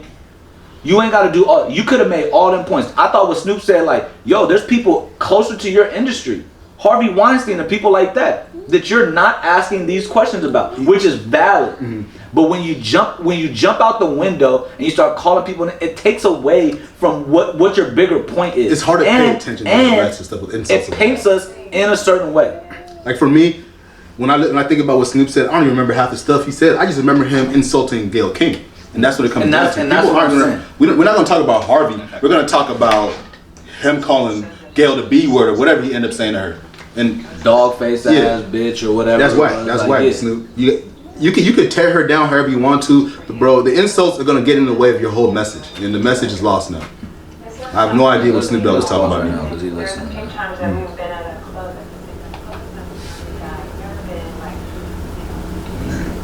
You can turn it up. I pause. I mean, I think we should move off this topic, but yeah. Sure. The kind of person that would be definitely a good topic, but man, we spent a long time on this topic. That way. That's just not the person that I know. But Lisa, you wouldn't see it though. As his friend, you wouldn't see it, and that's possible. I just, she did not ask a question. I just don't believe that. And I'm not. She made a statement. My nigga, come on, my nigga. Come on, bro. Come on, my nigga. We've all been in situations. And we just stop short. Come on, my nigga. I get what she's doing. That's condemning? No. That's condemning? It's the tone, bro. Like, that's why? what I'm asking you. That's condemning? She got to be unbiased at that point, and right there, that don't seem unbiased to me. What is biased about that? You wouldn't. That's you're his friend. That you wouldn't think. Sorry, we had to take a break. It got real heated in here. I didn't mean to offend you like that, but this whole Gayle King thing has brought us to a new conversation about morals. And I was saying off the camera, that's just how morals work. We all live by a certain set of morals, and when someone operates or does something outside of those morals, we feel a way about it. My example was, if I see a girl that the homies like and he's getting intimate with her, or not even getting intimate, if I see that, if he's expressed or shown that he likes her, no matter how pretty I think she is or how dope I think she is, you said you like her, so I'm not touching that. That's how my morals work. If someone operates outside of that, do I think they're an all-around bad person? No. But do I feel a way about them operating outside of that? Yeah. They don't have to be your morals. Those are my morals, but that's just how I feel about it. And I'm going to use your scenario. Okay. The homie's with a girl, you're never going to touch her. That's your morals. But can you see a situation where there might be a way he was dealing with her and that maybe somebody else in his circle would talk to her or would date her or whatever. You can't even see or understand a situation where that could be a possibility. No, but that's how my morals work. That's what comes maybe that's my fault because I thought everybody's morals operated. And that's what I'm saying about. And that's what I'm saying about morals. They change on degree, and that don't mean that you're right or wrong. Maybe I'm different because mine don't. And this one I'll use your scenario. So let's say your homeboy's fucking a chick. He just fucking her. He don't care about her. You wouldn't mess with her. But could you see him talking to one of his other friends and him being like, yo, that was just a fuck, bro. If you like her, you could date her. Could I see my friend saying that to the homies? Could you see that scenario playing out? And it'd be okay with both of them that he's messing with her. Even though your morals wouldn't let you do that. Well, the situation changes if he says go ahead. But that's what I'm saying. Your morals, you don't need the conversation. You don't need to ask the question. You may or may not have a history with her. She's just off limits to you. And my response to that would be, without the conversation, No, and that's why I said your morals don't need the conversation, but somebody else's morals, you could say it's right or wrong, but that there is a scenario where other people's morals, and it'll be okay. They won't be wrong. It will just be different. So you're saying there's degrees to that morality. What you're trying to say? There's certain things like murder. Yeah, you shouldn't be out here murdering people. Your morals should never take you to murder. But if somebody breaks in your house, there's a degree. Now he's an intruder. So you're I'm not a murderer. Okay. But I might have to murder. There's degrees. That's true. My response to that, I guess, would be, and it's like, oh, nigga, you got to respond to everything. No, the degree changes. My response to that would be, like, when morals overlap, and I guess what moral is more important, because if you breaking in my house, you're threatening my family, and I'm protecting my family at all costs. So no, I'm not a murderer, but if you threatening mine, then you gotta die. So yeah, I guess that is when the degree. Look, I won't make it so extreme. Okay. You're out here and like I'll put my morality out there because you sharing. I'll put my morality out there. Mm-hmm. I'm not trying to beat nobody to a pulp. But you step out in front of me and I don't know what you got on you and I hit you, I'm gonna hit you till you're not moving no more, bro. And you might die. I ain't no murderer.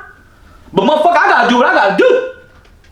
There's degrees. I don't know nothing about you. You ain't broke in my house. Me and you arguing out here. But if I think it's gonna get physical, I'm hitting first and I'm hitting last. Yeah, I'm hitting till ain't no more hitting going on. You know what I'm saying? It's like there's degrees. And I'm not. So let's take it off of hurting people then, because if you gotta protect yourself or your loved ones, obviously things change. How about this? I got one. Okay. Let's say a family member is sick, a really important family member, and you have no money. Mm-hmm. But you know the medicine is at the pharmacy, and you know you have a way of stealing it. Are you stealing that medicine? Yeah. Does it go against one of your morals?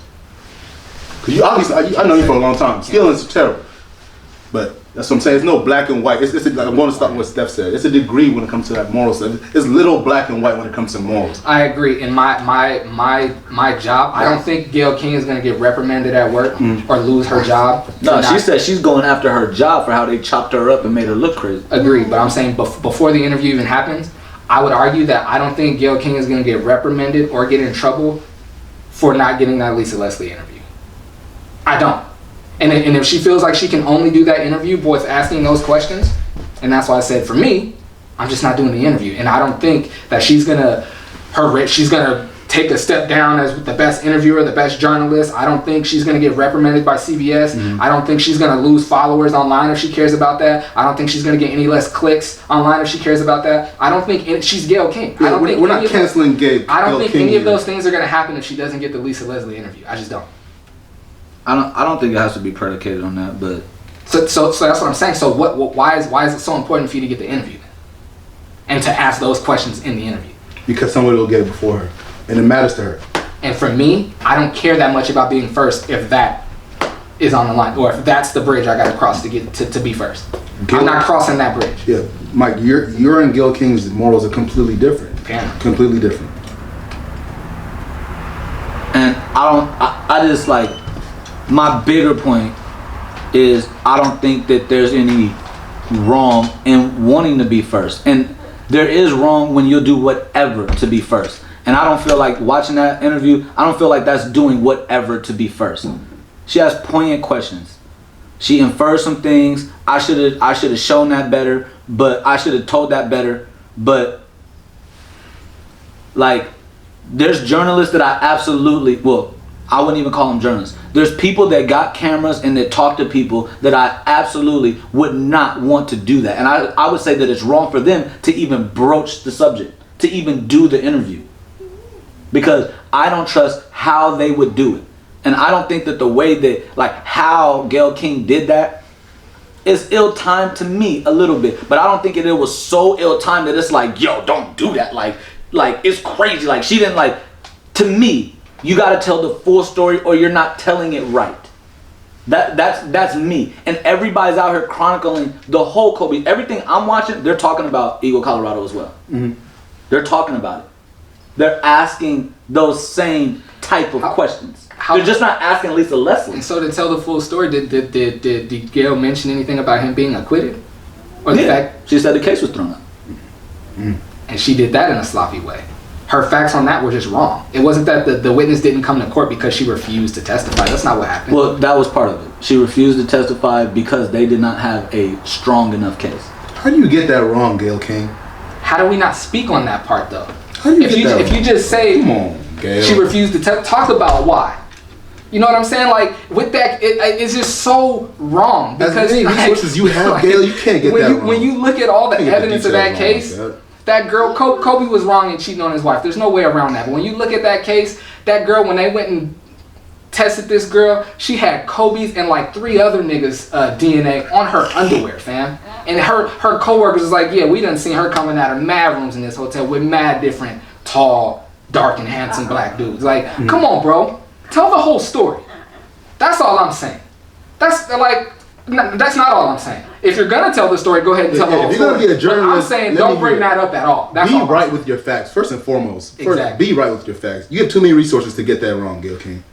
That's disappointing for you to do something like that. And this will be my last thing. I felt like she was keeping it short, saying this was thrown out, and we're moving on from the Kobe Eagle Colorado thing, or how you would perceive. I think I agree that we all should too. But I would also say that when we talk about this case and any other case, we should speak to the fact that we should speak about any victim that doesn't want to go the distance, that takes money instead of taking the stand. I think there's. I don't think that's a touchy topic, bro. That right there. There's a million reasons why people. Hey, bro. That right there might be. There's a million reasons why people don't want to take the stand. And everybody there's a lot of people that can't money, relive it. It would mentally break them to have to get up there and tell a room full of people how they feel they were violent. I'll go even further. It could be possible death threats. Some people don't want to keep going to court because their life is on the line. They don't want to be defined by that. Like there's a ton of stuff. But honestly, we could talk about that different time. That one's touchy. Yeah.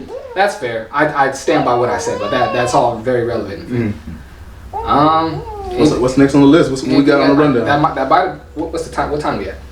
We got 1:37. We can talk a little bit more. I don't think I had anything else on the rundown. What about brooms? Y'all try that stuff? Nah, I didn't try it. I thought about it. I'm gonna be honest.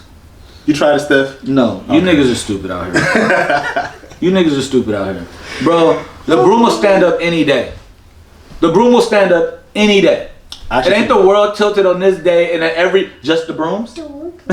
No, there is something to be said about that. I understand that, but just the brooms. No, it's not just the brooms. But that's what I'm saying. It's the balance, it's the axis, the way the world's tilted on the axis, we're spinning and all that other stuff. Yeah, I'm saying, what made y'all go get just the brooms? Why didn't you break off a tree branch and try that? Why didn't you try to put a chair on one leg? Like it ain't just a broom, bro. Like that's what I was about to say, because I remember when I was in 8th grade, my language arts and literature teacher told us about it. And she brought in like 2 or 3 cartons of eggs, and we all like balanced the egg up on the table, like stood it up on, you know what I'm saying, like stood the egg up and balanced it on the table. So I remember it being a thing, and I would say that it's just brooms because the brooms is like what's gonna look good on social media. You could stand it up. I seen girls twerking like it was a pole at the club. Yeah. I seen the homie B-Dot going through his like it was a basketball drill. Like I've seen a whole bunch of different things. So it's just brooms because that's the thing that is what's blowing up on social media.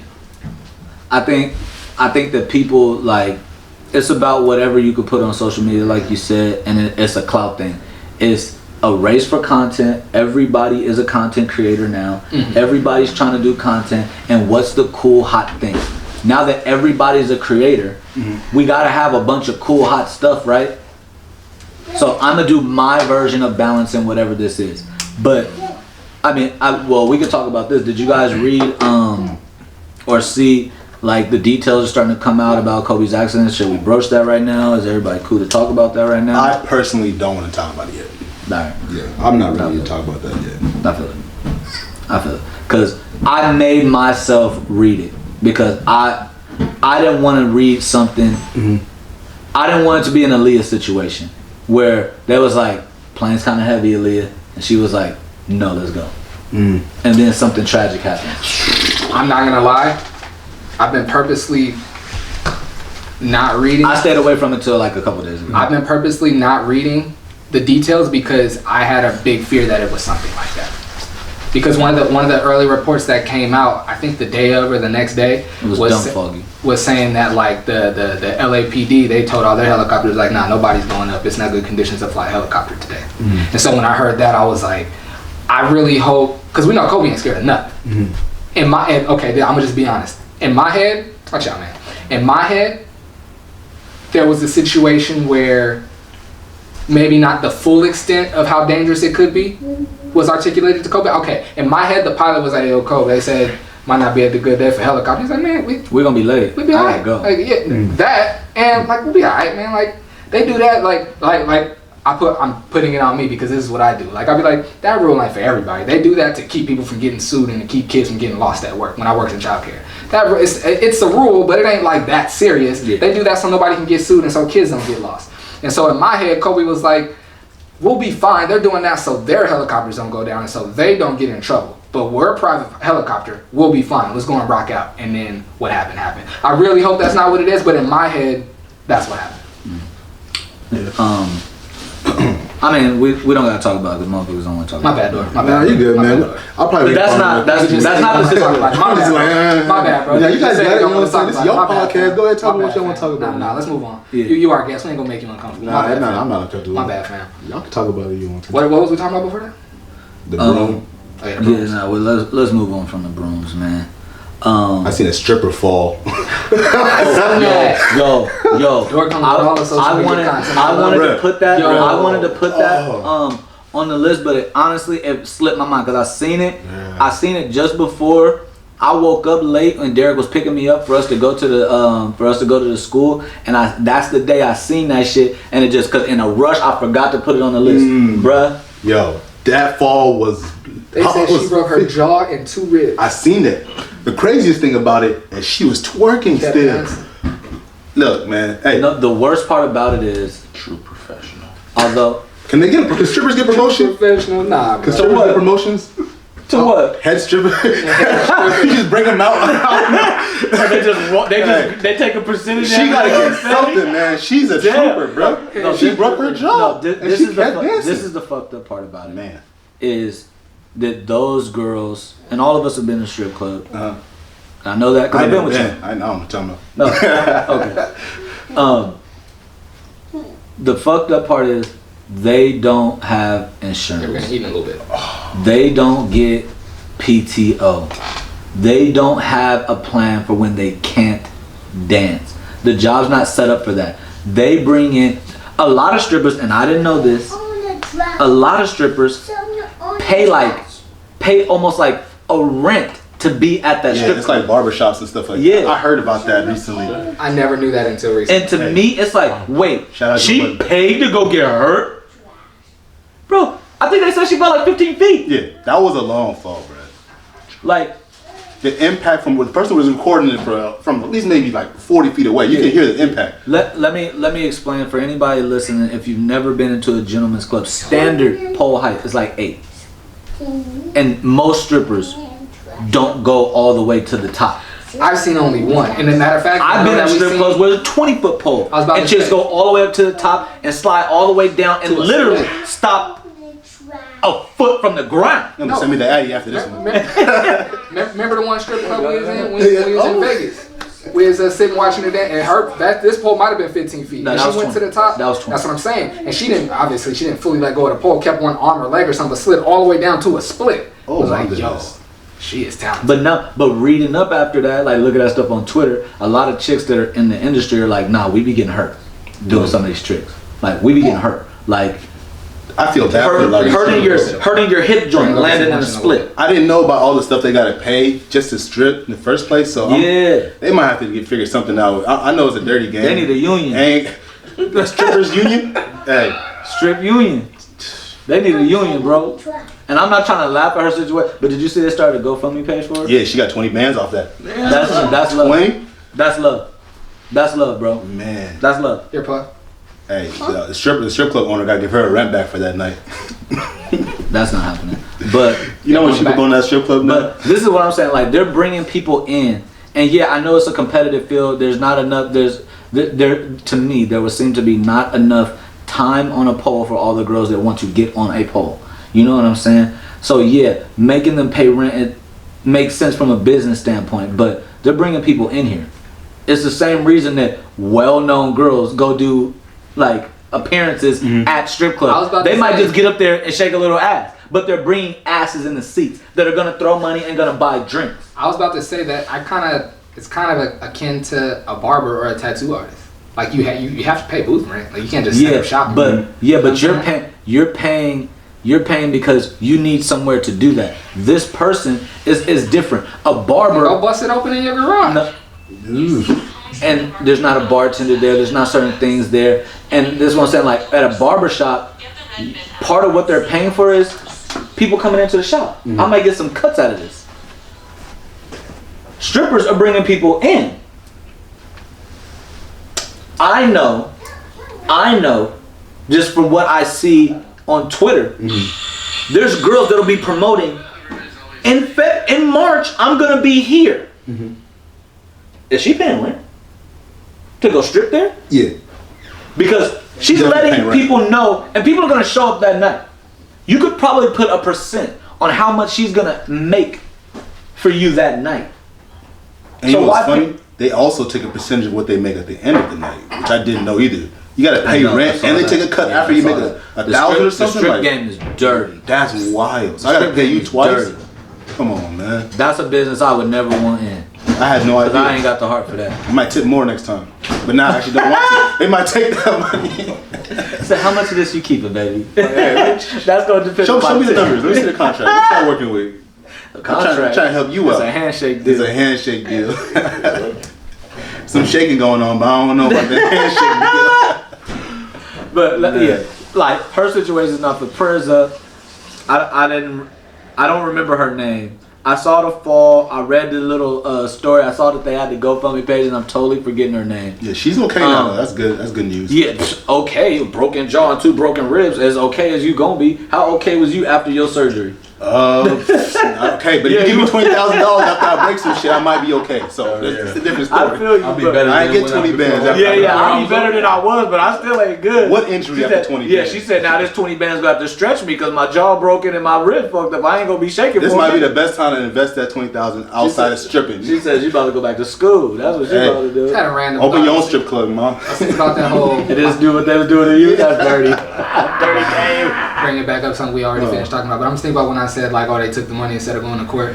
That's one of many topics or one of many points that I brought up that I can't wait till we have the do a little mashup with the Tapped In podcast, because there's so many things that I'd say that I'd love to like hear a woman chime in on, be like, nah, man, or not, like, nah, you fully right on that, or like, nah, you dead ass wrong on that because you a man.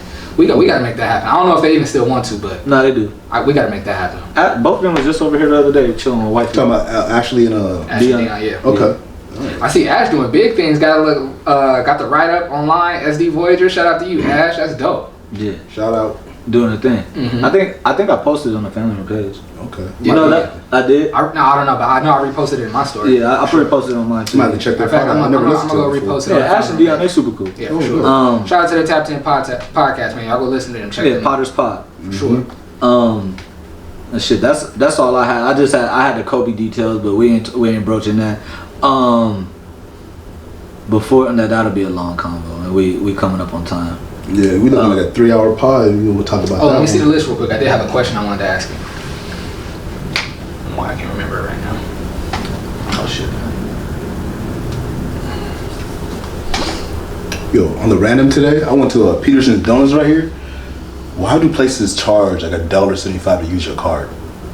I was so hot. Because they get in charge to have that card reader up in there. Bro, that's yeah, you gotta go to Peterson's Come cash. on, bro. Even not even Peterson's, even like Arco, it charged me 35 cents, man. I might be a cheapskate or whatever, but I'm not trying to 35 cents add up. 35 cents every single time I want to use my card, man. It's 2020, man. That's Come why on. look. Do better, Arco. Look, man. Peterson's. Look, real. You gotta keep a ATM fee in your account just because. Who carries cash? Real kings keep a couple dollars on them. And this go back to like stick up boy shit, like card. Nigga, you about to get hit in the head with this gun, bro. You about to be fucked up. You better have a couple dollars on you, bro. At least. You ain't got 100. I'm about to beat your ass if you ain't got nothing. Like, I'm cool. Well, I don't carry nothing over $15, $20 on me at all times, man. Shit. I prefer cash. Yeah, I prefer cash too. This shit's clean. Y'all ain't gonna try to leave no trails, huh? Before we get out of here, in y'all single days, what were some of the subtle? What was something you did to subtly get a girl's attention without making it seem that you're trying to get her attention? Oh man. I don't know what made me think of it. It was something I was either watching or listening to, and I was like, and I had to write it down because I wanted to ask y'all. This I'm trying to think. What I don't know if this counts, but it depended on the chick. If this was a chick that got a lot of attention, I would intentionally not give her attention. I would talk to her a little bit. You done that? And then I'd be like, oh, okay. Have you done that actually? Yeah. Has it worked? It absolutely did work. All right. Sheesh. For me, I have to think, man. I've done a lot of dumb shit, but I would do that too, but I wouldn't. If she was getting a whole bunch of attention, I wouldn't give it. But I can't necessarily say I was doing that to get her attention. I've just always been that type. Like if everybody's doing something, I'm not. And then I just like it's like. Okay, I was doing it to get her because I would talk to her for a little bit, and then we'll be gone.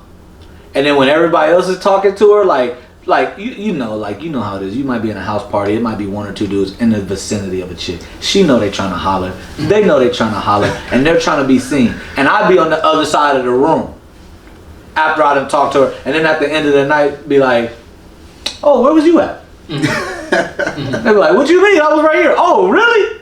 Oh, you playing that game?" Now we talking. You know what I mean? Like, now I'm in there. I think the only thing that I would do was like, if like me and a girl would like catch her looking somewhere, or like she catch me looking and I catch her looking, and then we keep catching each other looking, it's like, okay, something's going on here. When after that, then I would make it a point to not catch you looking, or to not let you catch me looking, or maybe keep walking past you and not say nothing, but I'm not gonna keep doing the thing. And it's like, hold on, why is he pretending like, you know what I'm saying? So other than that, I can't really say that I would do anything. I wish I had more to say. Can you get that? Y'all better than me, because my tall ass, I just try to get up and make sure she see my ass. I'm the tallest, darkest person probably in the club 80% of the time. So what I'll personally do, 80% of the time, I'll probably get up, buy a drink, finish that shit real fast, and like, all right, if she's still sitting over there, let me walk my fine ass over there real fast. See if she see me again. Maybe she blind, who knows? Other than that, I mean, what's the better way to I guess it's all relative, but what's the better way to try to, you know, to court a girl, to try to like play it like, man, I'm not really tripping, or try to just give all your attention and go all in? From experience, giving all your attention going in, you're gonna get sucky. You're gonna get robbed out of a few drinks here and there. I would say, that's part of the game. Well, I'm talking in the club, that's one thing, but I mean like in general, I think like my advice to a younger me would be, you're a confident dude, just be a confident dude. You don't gotta do nothing extra. You know what I'm saying? Like, the girls that I've had the most success with, I wasn't trying to do nothing. They like me because they like me.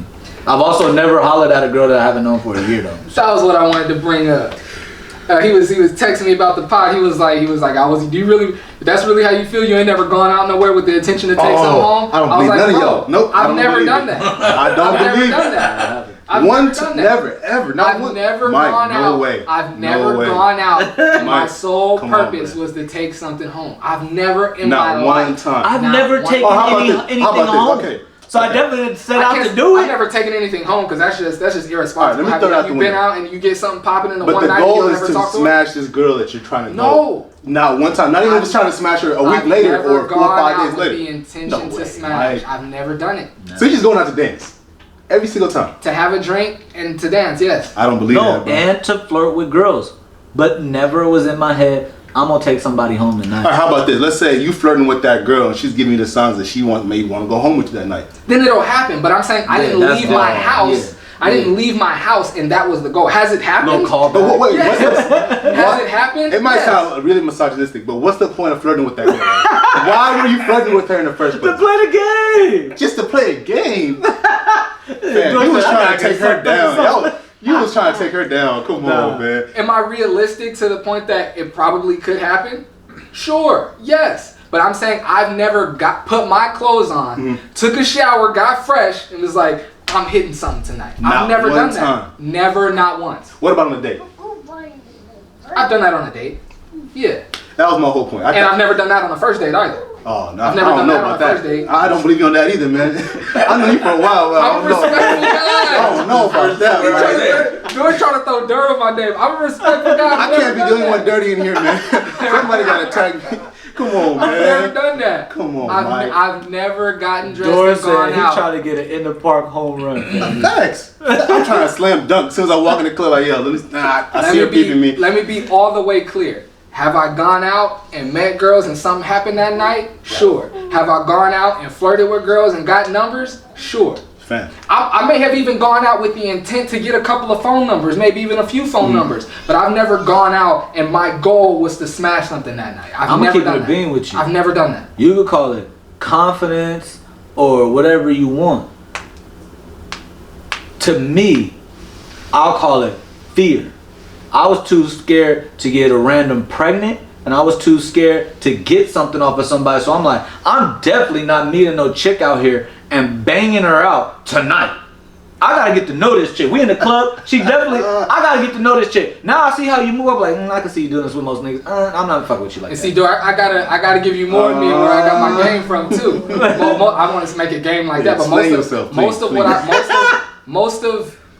I got pretty much how I move with females. I got all from my Uncle Clarence, bro. All from my Uncle Clarence. You've met him a couple of times. I met him once. My Uncle Clarence told me, and this is the one thing that he's told me that stuck with me more than anything else. He's like, nephew, and you can't just be taking them all down. No, that's not. And he told me straight up. He was like, if every girl can have a piece of you, what makes you so dope? He was like, what makes you the man if every girl around can say they had you? And so I always move with that. I'm not finna go out and let any girl, like, this sound like something, but I'm not finna let any girl get next to Mike Rhone when I'm Mike Rhone. And that's not me thinking I'm dope. That's my uncle telling me that. I agree. He's like, you're like, if you really think you that nigga, you can't give yourself to everybody because then you're not that nigga. But what I'm saying is, if you see that right girl, you want to take her home that night, right? You've never been in that situation where you'd be like, yo, all the rest of these females, whatever, y'all whatever. But her right there, I want to take her home tonight. Not one time ever. No. I believe Steph. I don't know about you. I don't know about Mike. I believe Steph. Why though? That's not fair. I don't know, That's man. not fair. I ain't trying to air out Mike. Hey, camera, look, I'm not trying to air Mike out. Camera, look. Camera number 2, I'm not airing Mike out, but I don't believe you. We don't believe you. You need more people, man. Come on, man. I vouch. Yeah, hey. I vouch. Bro. Knowing you, hey, man. Especially niggas that like to dance. Niggas that like to dance, come on, man. They be taking shit down. Dancing niggas don't be as come on. And I'm gonna be real. Can you turn that down? And I'm gonna be real. Man.